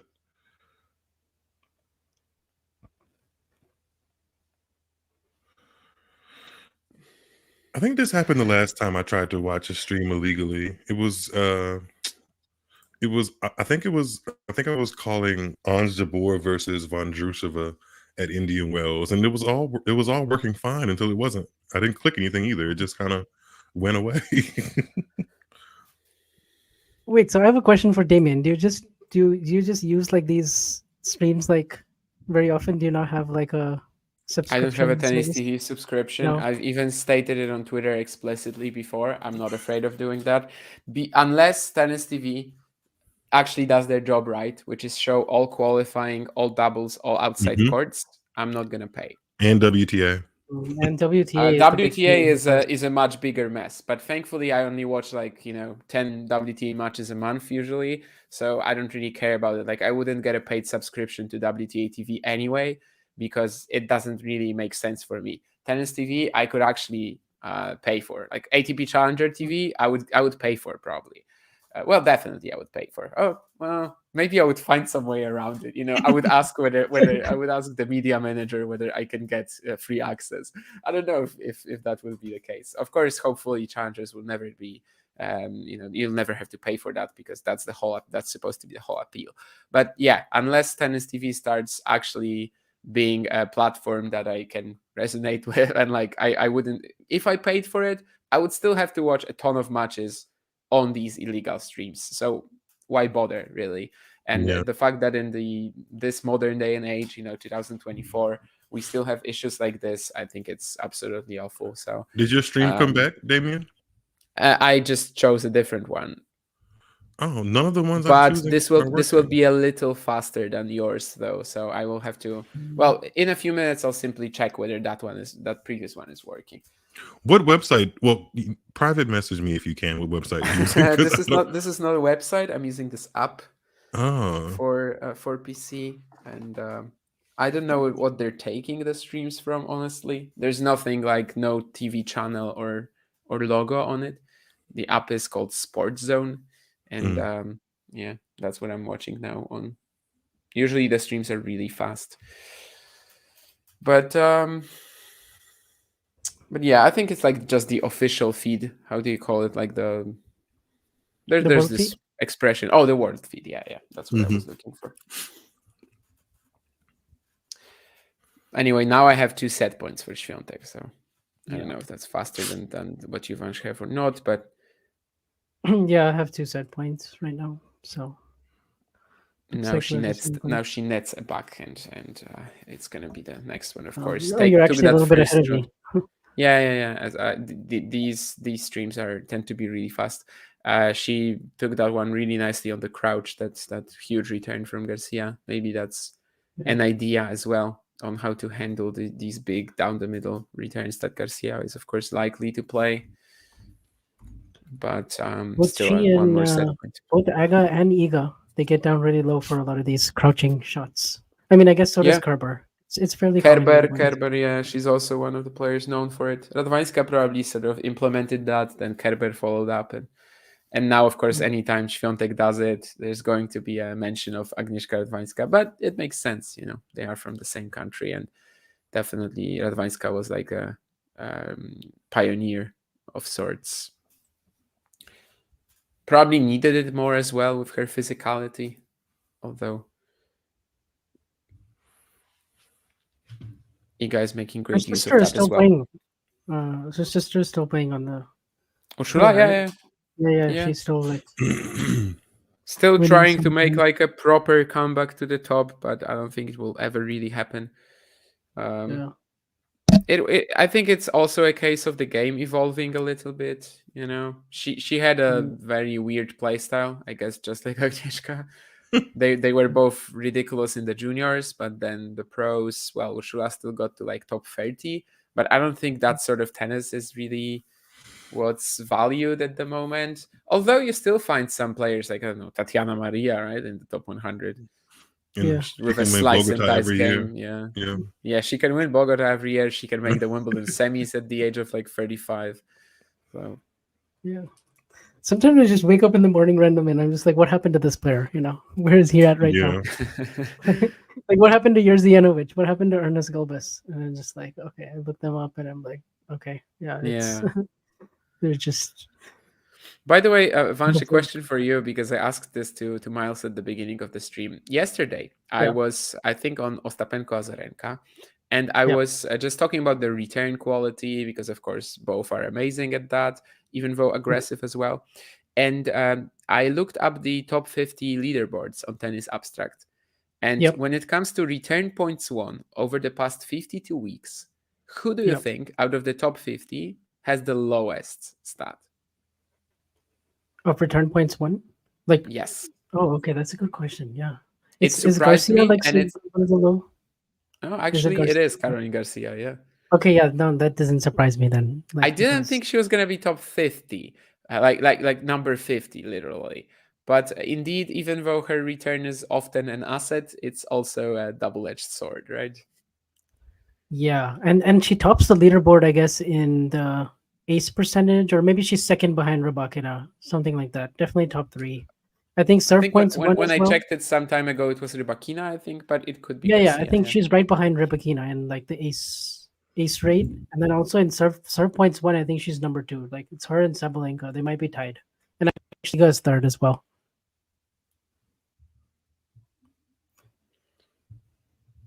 Matthew also says that Tennis TV barely functions, so clearly I've chosen right.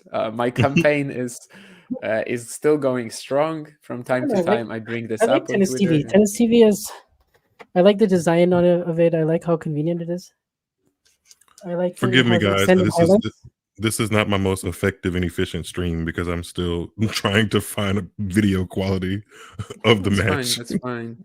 I think Matthew has already given your handle, John, like at 3:52 a.m. for me, so I don't know which time for you it will be, but you can look up 0.52, I guess.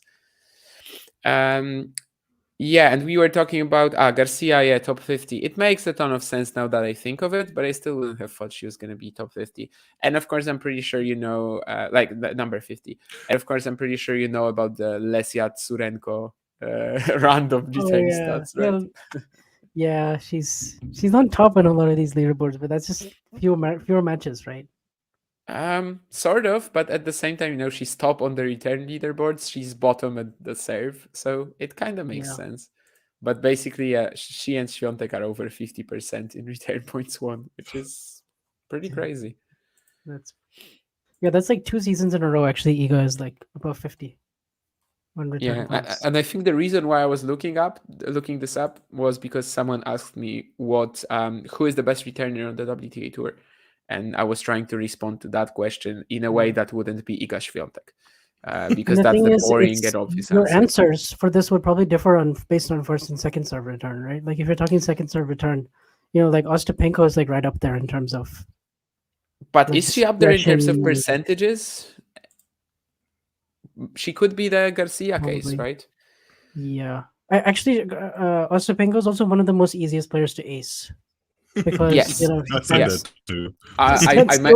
that actually. And she just like doesn't adjust her return position. So like yesterday, Azarenka hit 16 aces, which is like amazing for her. Like because that ace rate is like her second highest since 2016.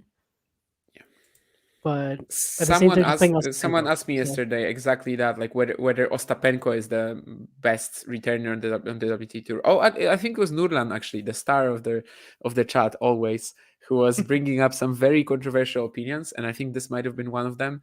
And I basically just said what you just said, that when she's returning a big first serve, usually it's just a huge mess. So I don't think we can really count her as one of the best returners, Ostapenko. But yeah, against second serve, you mean that would be... She's actually number 5, Ostapenko, against second serve when it comes to the percentages. So that's pretty high. But she's also fairly high when it comes to the first serve, I guess. Well, middle of the road, let's say. So not the worst, at least. The worst against the first serve is expectedly Caroline Garcia. And against the second serve as well. Against the second serve. But that's quite scary for Garcia, right? That she is the worst in the top 50 when it comes to returning second serve, but Yelena Ostapenko is number 5. So like you compare these two, and they have like very similar returning strategies, I suppose. And Ostapenko is winning 58% of points on second serve return, but Garcia is only winning 48.6. Yeah, the difference though is like she's not, Ostapenko is like more like she doesn't adjust her return position, but she's like right on the baseline, right? Whereas Garcia is like basically half volleying serves. So it's like True that's so hit that. or miss. Whereas Garcia is Ostapenko, breaking 23% of the time, or like 22.5. Petra Martic 26, and then everyone else is over 30%. I wonder what's going through Garcia's mind now. Like, after winning a first set it was choppy and Swiatek's level wasn't amazing, she just didn't take any of the momentum into the following set, and now she's kind of just getting swished aside. Like, how did it change that quickly? That's, I don't know. She might be used to that. she knows her game. You know what? Yeah, she might be used to it. You're very right. She knows her game. But yeah, I guess what we're basically sort of trying to say with all of these stats about Garcia's return, she is kind of like, it's working out fine when she's on, but she is kind of just forcing herself to live this life of streakiness, of patchy play, of inconsistent results. And whether she's actually forced to do it, probably not. Onjaber, indeed, as Stephanie says, is very high on most of these stats. 7th, I think, on return points won. Yeah, 7th on return points won. She's on very break good percentage, she's returning, 8th. So yeah. When it comes to returning big servers, ons is actually pretty good. Like, yeah, number 5 when it comes to first serve return points won. A little lower down on the second, actually, it seems. But yeah, on the second she's actually pretty low compared to all the other stats. But yeah, most return stats, ons is gonna be in the top 10. Yeah, I remember that press conference that John is mentioning because she was like, everyone asks me about it, and I know John said that he's a newbie in the press room or something like that. He sort of described to me this interaction at first, and it was maybe sounded a little worse than it was when I actually watched the interview. But certainly it's interesting to get her perspective on that as well. Clearly, she doesn't really see any other option for herself. Whether she's right or not, probably she overplays it a little bit. But also the other surprising thing is, like, she won the WTA finals, and then didn't she get rid of her coach? Or am I misremembering that? There was some big mess there, yeah. And it was like a coach that she was working with for a while as well, right? Like maybe... or at least the coach that led her to the huge success. We'll look it up. Yeah. Because I guess most of her career was with her father, right? But then later she was working with someone and was really successful. Yeah, it was. And then she reunited with him as well, right? Yeah. Then I think they started working in April of this year each other again. Yeah. Yeah. I don't know if I remember how this guy looks, but isn't he sitting in the box here as well? Yeah, I think he's sitting here. Yeah, because I saw this one Bertrand, guy and I was like, I know him. Isn't he like Garcia's coach? But now that you say it, yeah. Yeah.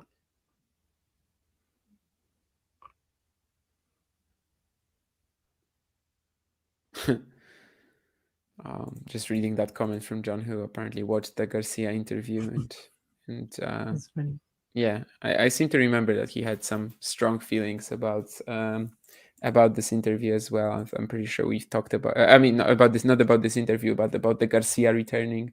I'm pretty sure we've talked about it on Twitter before. But yeah, it seems like there's going to be a breakpoint now for Garcia. So there's an opportunity to stop the bleeding. I have to focus on the match a little bit more.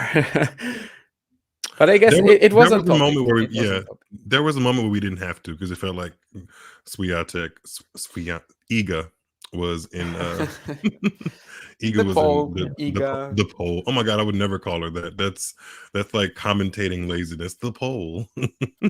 Yeah, sometimes you just have to use another word. You just Yeah, don't want to go Świątek, Świątek, Świątek, Świątek. So that's why you do it, right? I don't that's think it's true. really laziness, but just a matter of style and not wanting to repeat, even in World number spoken one. That's word. fair. The word Yeah. number one, the 22-year-old.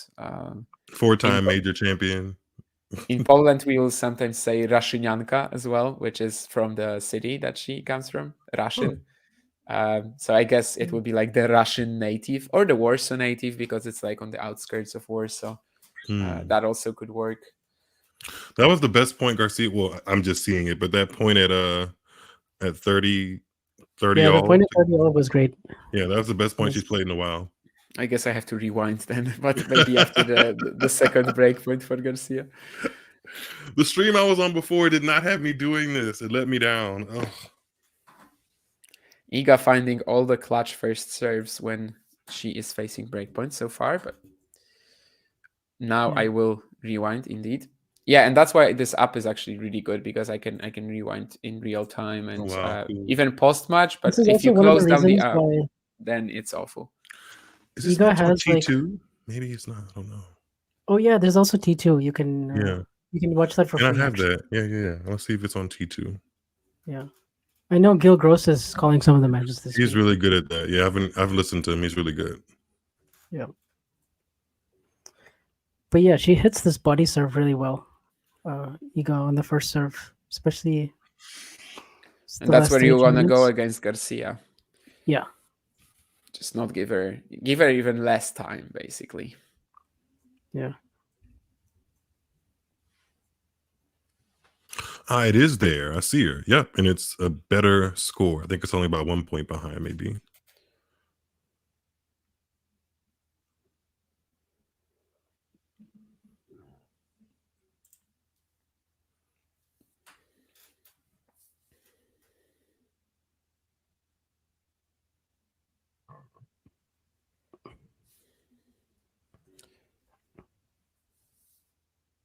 Congrats, by the way, Vanch. I haven't told you, digitally. Oh, yeah, on the thank new you. gig.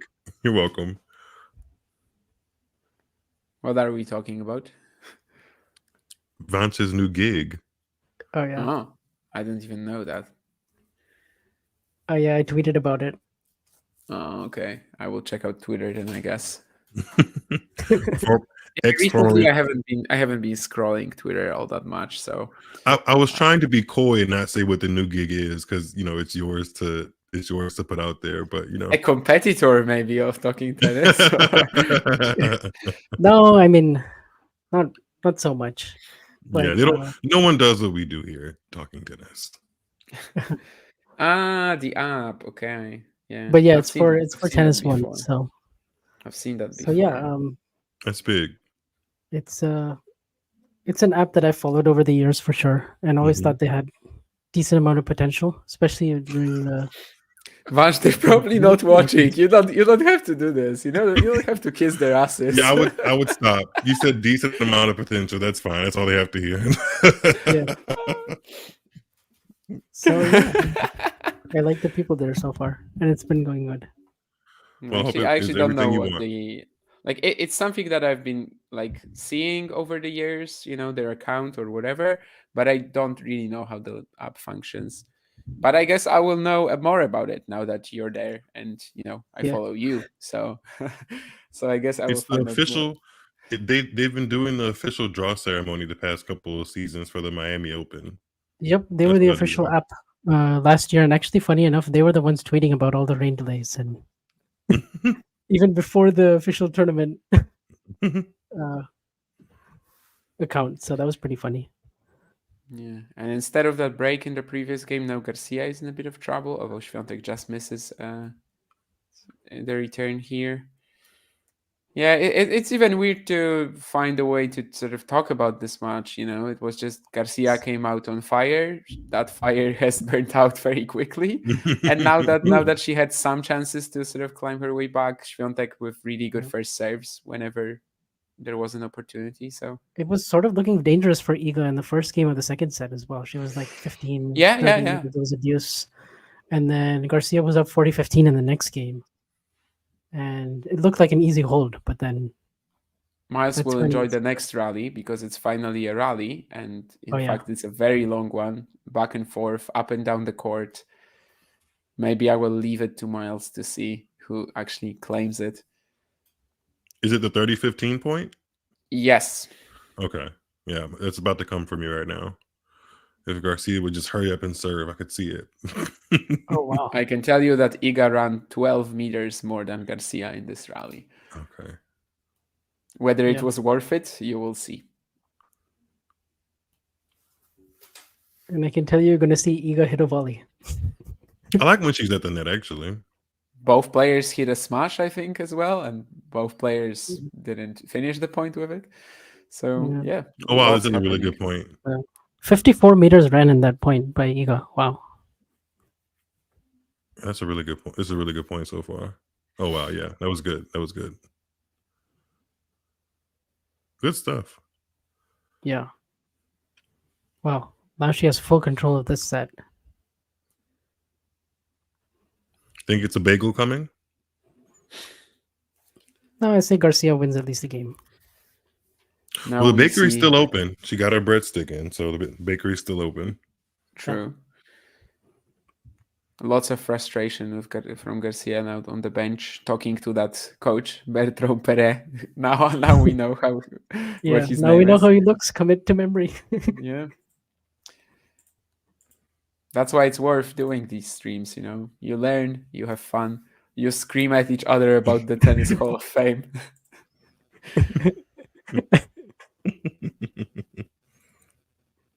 Pronation? What is pronation? Is this a word that I don't know? That's what you do on your serve. Like a technical term? Yeah. Oh, okay. Oh, wow. It's like they refer to it as like a wrist snap. It's the thing that gives you control over your spin, and you're supposed to hold your racket in the continental grip to get the best access to it. I mean, wrist snap, I do know, but I don't know if I've ever heard pronation. Pronatia might be the translation, as Google says, but it also might be that this doesn't exist in Polish, I guess. Every time I see a pickleball TV commercial, I die a little bit inside. Yeah, I think it has sort of cooled off recently. It doesn't feel like it though. Like every time I think it's cooled off, I see more about it. I'm surprised. I really am surprised that they've built up enough legiancy to have a pickleball TV. Like that's insane. Yeah, like I think I haven't seen a pickleball tweet in a while, actually. That's why I said that. Yeah. And that's a funny comment from John, yeah. I wonder if today I have moved 54 meters. I woke up, I was sitting on my bed working, then I did a stream, then I was asleep again, then I ate dinner, then I am streaming again. Oh, I went to the shop. Okay, then definitely. I did groceries, so I had more than 54 meters in my legs today.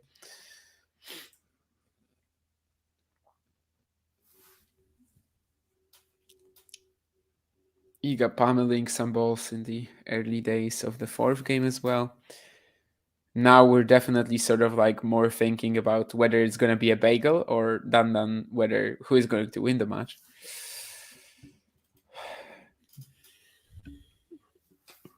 Definitely didn't live up to their Beijing standards. Yeah, this is more like. At least Garcia has that one set. She can be like, I took a set. I did well. I guess against Iga right now, it's an achievement, you know. She didn't drop a set at the WTA finals. She didn't. In fact, is the last time Swiatek dropped a set also against Garcia? I believe so, right? Yes, it is Beijing quarterfinal. Yeah, because then she won against Goff and Samsonova without dropping a set, WTA finals without dropping a set, and then three matches here also without dropping a set. So it's only Caroline Garcia who can get a set of Swiatek. And I guess in Beijing, before Garcia, no one took a set of her either. So since the beginning of Beijing, it's only Garcia. Yeah, Soribes, Tormo, the Ned. That was like when we saw Gracheva. her play a Soribes, little better. Tarvolinet, and Gracheva. Yeah. Yeah.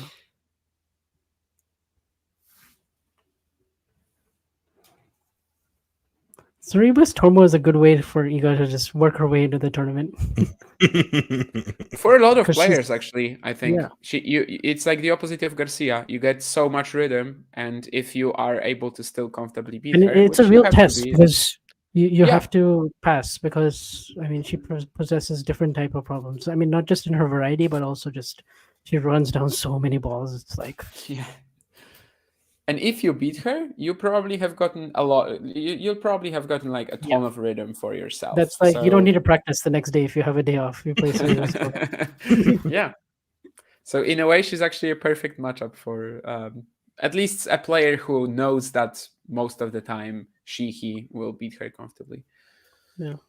You would probably be able to find like more examples of players like this, but she might be the most prominent.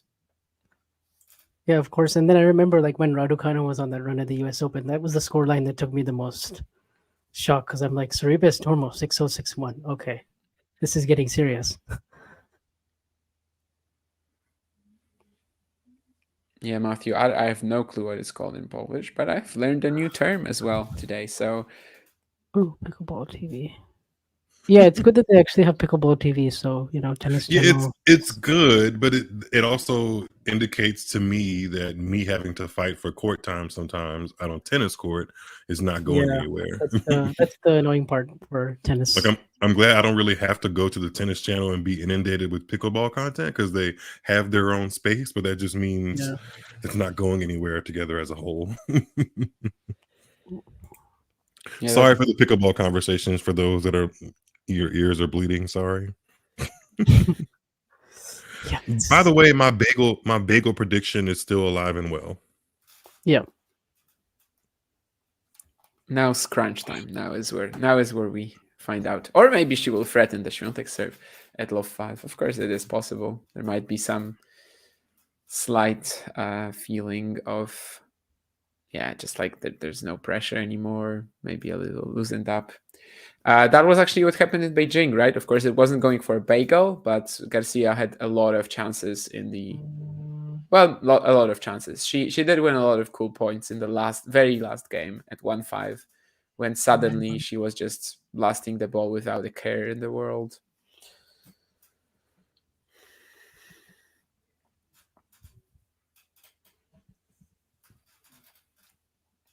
It's a shame that we won't see the mixed doubles in a way. I mean, I'm glad that Poland is winning, but like the mixed doubles, of course, is going to be played. I think it's only the final when they don't play it, but it's going to be with different teams, and it's going to be more like a fun time rather than for some. They're going to be playing for some money, but not for points and not for the tie. Of course, in the group stage, it's still important to play it when you're down because it's every single point. That's another thing about this format that I'd probably change. I just don't really like the whole best runner-up in Perth, best runner-up in Sydney. I think it's too confusing. Like for us, maybe it should be kind of fun. city. There's no reason to have it, but actually, even if you had the 4-team groups, mixed doubles would still matter because you could have a situation where it matters. And you want the mixed doubles to matter. I mean, that's why you have yes, absolutely. That's the goal of it. Yeah, it's one of the best parts about it. Like, yes, it does feel pretty random, but still, it's a cool thing. Like, I would not want to get rid of. I think most of the ties actually this tournament have gone to the mixed, which you want to see for sure. Yes, in the groups, a lot of them are going to the mixed. This format is a little more mixed heavy, right? Because it's in the previous one it was just 1 match out of 5. Now it's 1 out of 3. So and also like the depth of your team doesn't matter as much. So someone like a team like the United States last time, they just absolutely dominated everyone because they had 4 top 20 players. And that was so helpful for us last year. The format was so favorable. Like their mixed matches wouldn't even matter because, they still had a great team, obviously, for mixed, but they wouldn't matter because every single time it was 3-1 or something like that. But I mean, it was earned, right? It was actually the fact that the depth is unmatched by any other country. But in Yeah. this particular format, a team like Pegula Fritz, it's not that good anymore. Hmm. And we saw that in that they didn't even leave the group stage. Perhaps they underperformed a little, but they are also both like similarly oriented players in terms of maybe the peaks, the ceilings. So they definitely weren't unbeatable. Yeah. I guess Cameron Norrie's win over Diminor ended up aging pretty well. Yeah, that's true. I was looking at it today because I was writing up a prediction for Australia. I mean, for the minor against who is he playing? Oh, Zverev. And I was Yeah. about to write that both have been unbeaten so far at the United Cup. And then I was like, Yeah. wait, I did was Alex thinking, lose a match? Did Alex lose a match? yeah, And it's- Alex I can see the it. minor, of course, not Alex Zverev. Yeah, because I guess that could have been both ways. But I was wrong with the minor because it seemed to me like, of course, he's beaten Djokovic. Of course, he's 3-0. But no, he actually lost to Cam Norrie.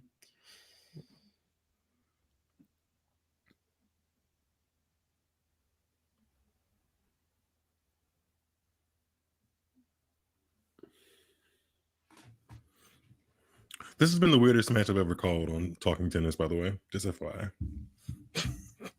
Interesting. Why? Not necessarily weird as in like the level. It's just well, I guess in some ways the level. If someone were to ask me in about 24 hours what was the best part of the match, I usually would have an answer, but I wouldn't have an answer for this match because I don't know. I mean, my lighting has been weird because my ring light has officially died on me. But besides that, it's been a strange match. Yeah, I guess we never really saw both of them playing their very best at the same time. Yeah. It's kind of what you want to see, and you want to see that for at least 3 or 4 games at least, right, in a match. Mhm. So it didn't quite happen this time, And which was not the case in Beijing. Like for 2 Yeah. sets, they were both just like going at it. Yeah. Peaking at the same time. Whereas here, yeah, the last set and a half has been a bit of a dud. I guess besides the second game of this set, where it actually felt like there's pressure on Swiatek. Right now, we'll see. Still, she has that cushion of 2 breaks, not 1.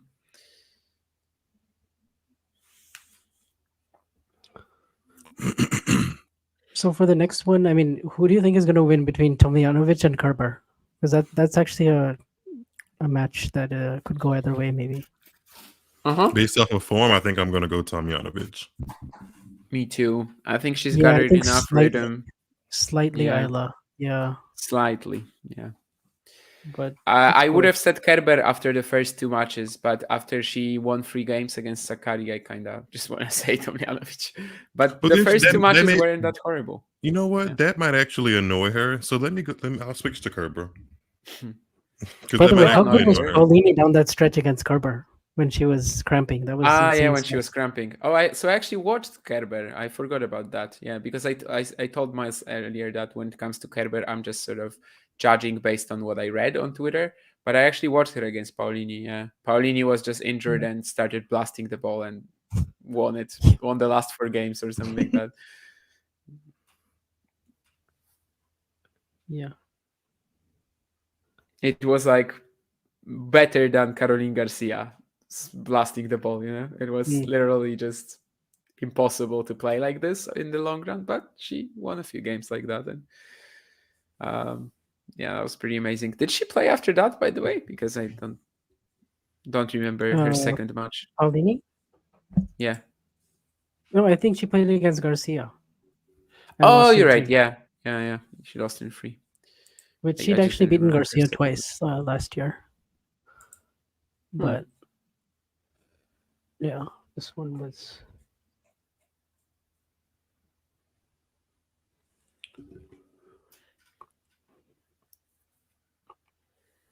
So I guess Garcia has been winning every match in 3 sets until now. Yeah.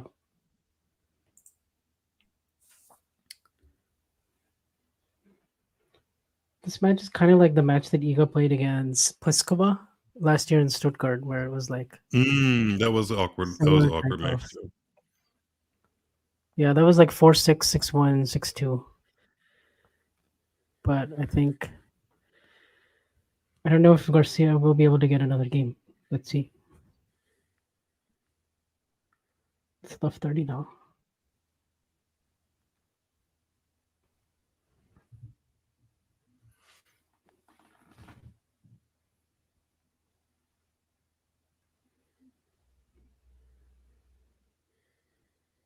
Oh wow, she was all over that second serve.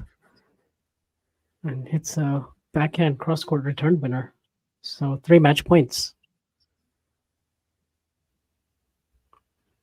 for Poland to be in the United Cup final.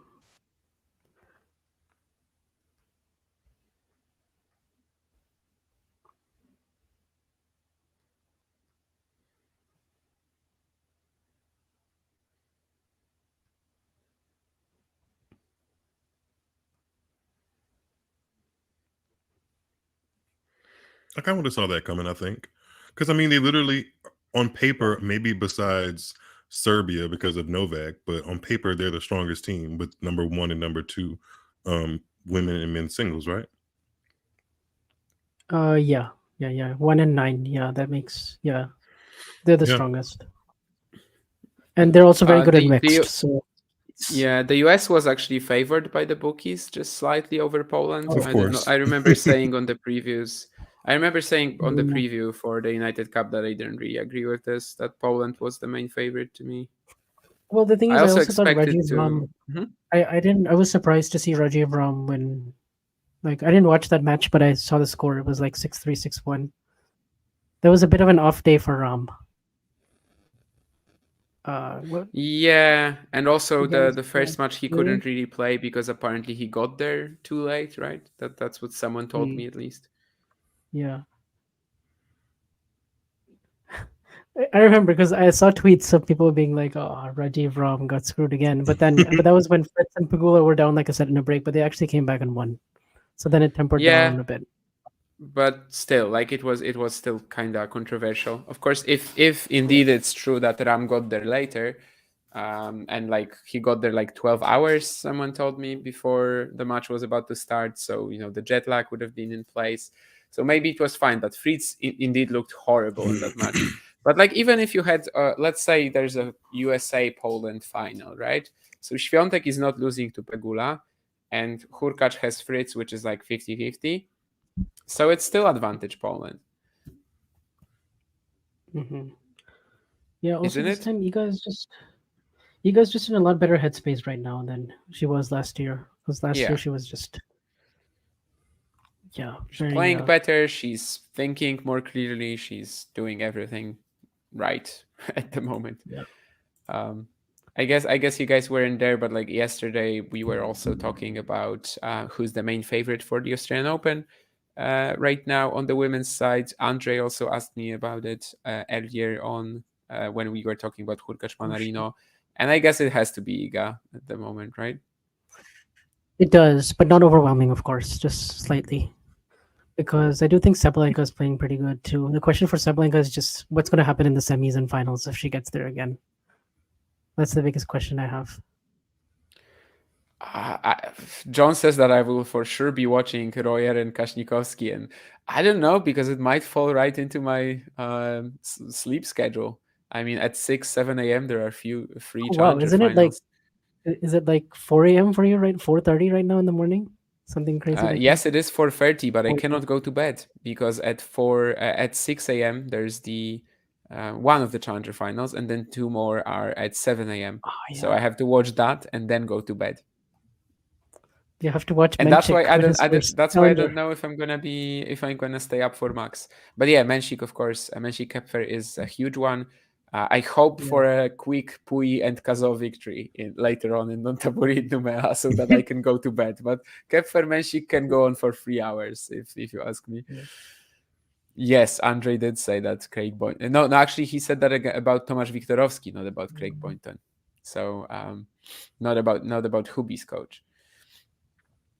But yeah, so is Iga the main favorite for the Australian Open right now, even given what we know about the conditions there, I would say how it was last year? I would say so. I think so.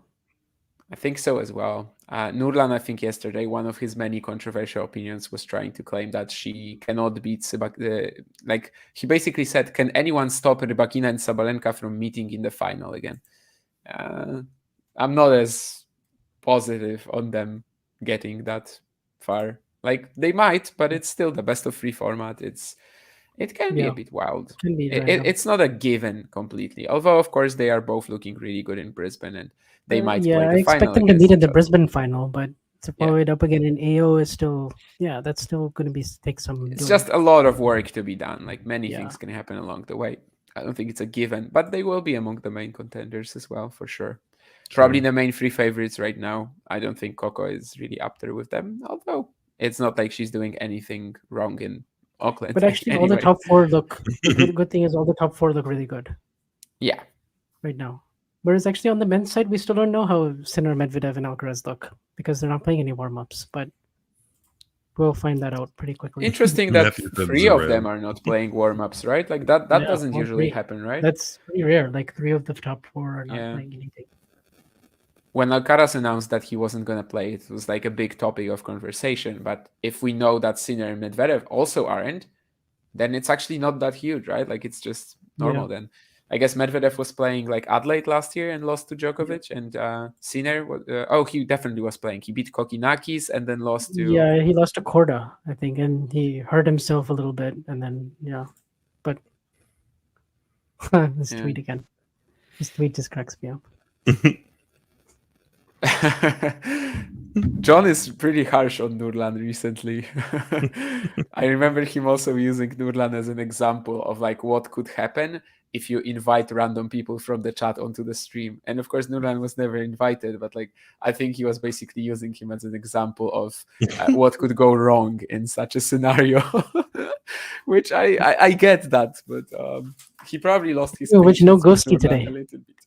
No ghosty in the chat. He was there earlier. He was earlier for Hubie. Yeah. Oh, okay. Yeah, I must have not seen it. I'm gonna make I think it was for Hurkacz. I'm gonna make like ghosty and see you guys on the next stream. There's some pizza waiting on me, and I deserve it. That's the mindset, Miles. That's the mindset. I deserve it. I ate pizza earlier today as well, so it's only fitting that you would. No. Cheers. Alrighty, guys. Catch you on the next one. I'm out. That's pretty funny, John, actually. See ya, Miles. It's just fun. Bye-bye. See ya, Miles. See ya. Every poll apparently is somehow connected to me in John Silk's mind. The streaming guy that he sends me. He's the first guy that you think of. You're the first guy that he thinks. Yeah. He thinks I randomly run into that stream as well that John keeps sending me because I was looking for a stream of ski jumping and he was like doing a watch along of ski jumping basically, but he wasn't showing the actual jumps. So it was more so like the one we do.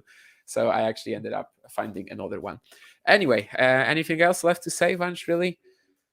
No. I mean, it was an interesting match for about a set and a couple of games in the second set. But then, I mean, Eva just really ran away with it. Garcia could not maintain her level.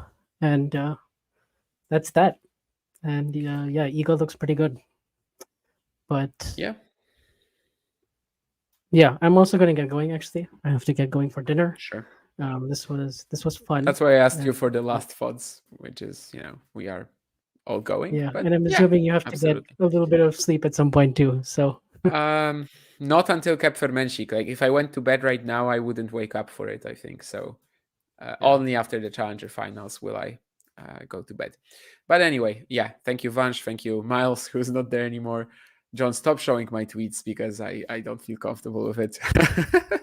And thank you guys for being here with us in the chat as well. And there's going to be more coming, right?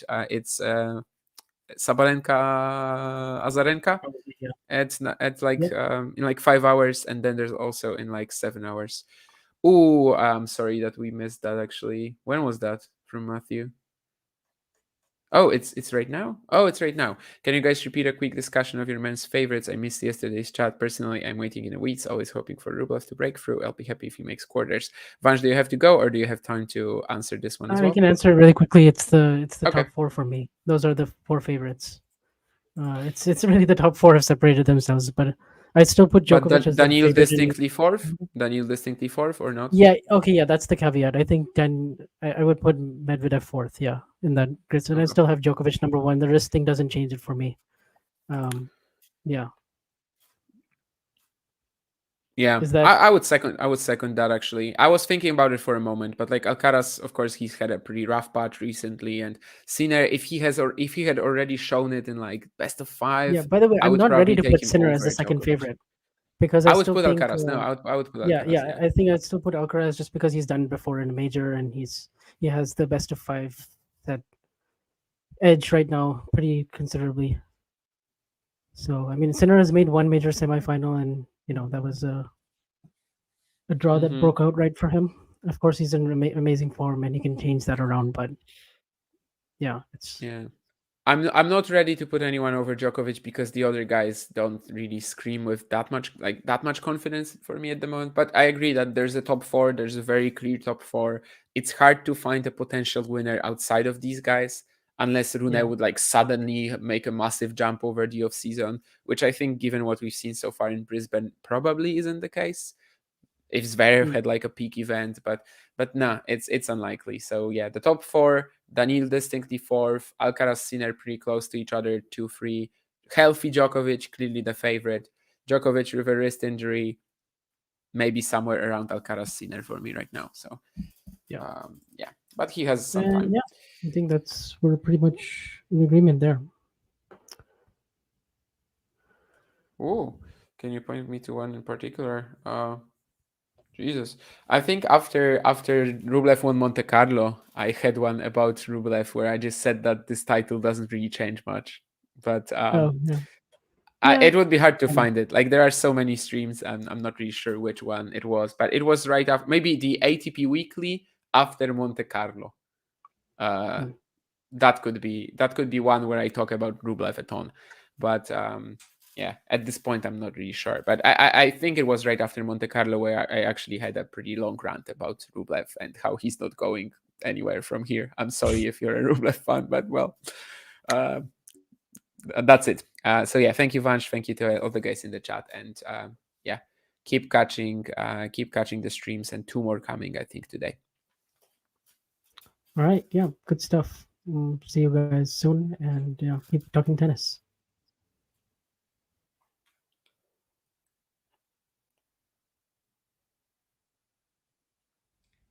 If you enjoyed this video, make sure you hit that like button. Don't forget to subscribe and click that notification bell so you don't miss out on all things tennis.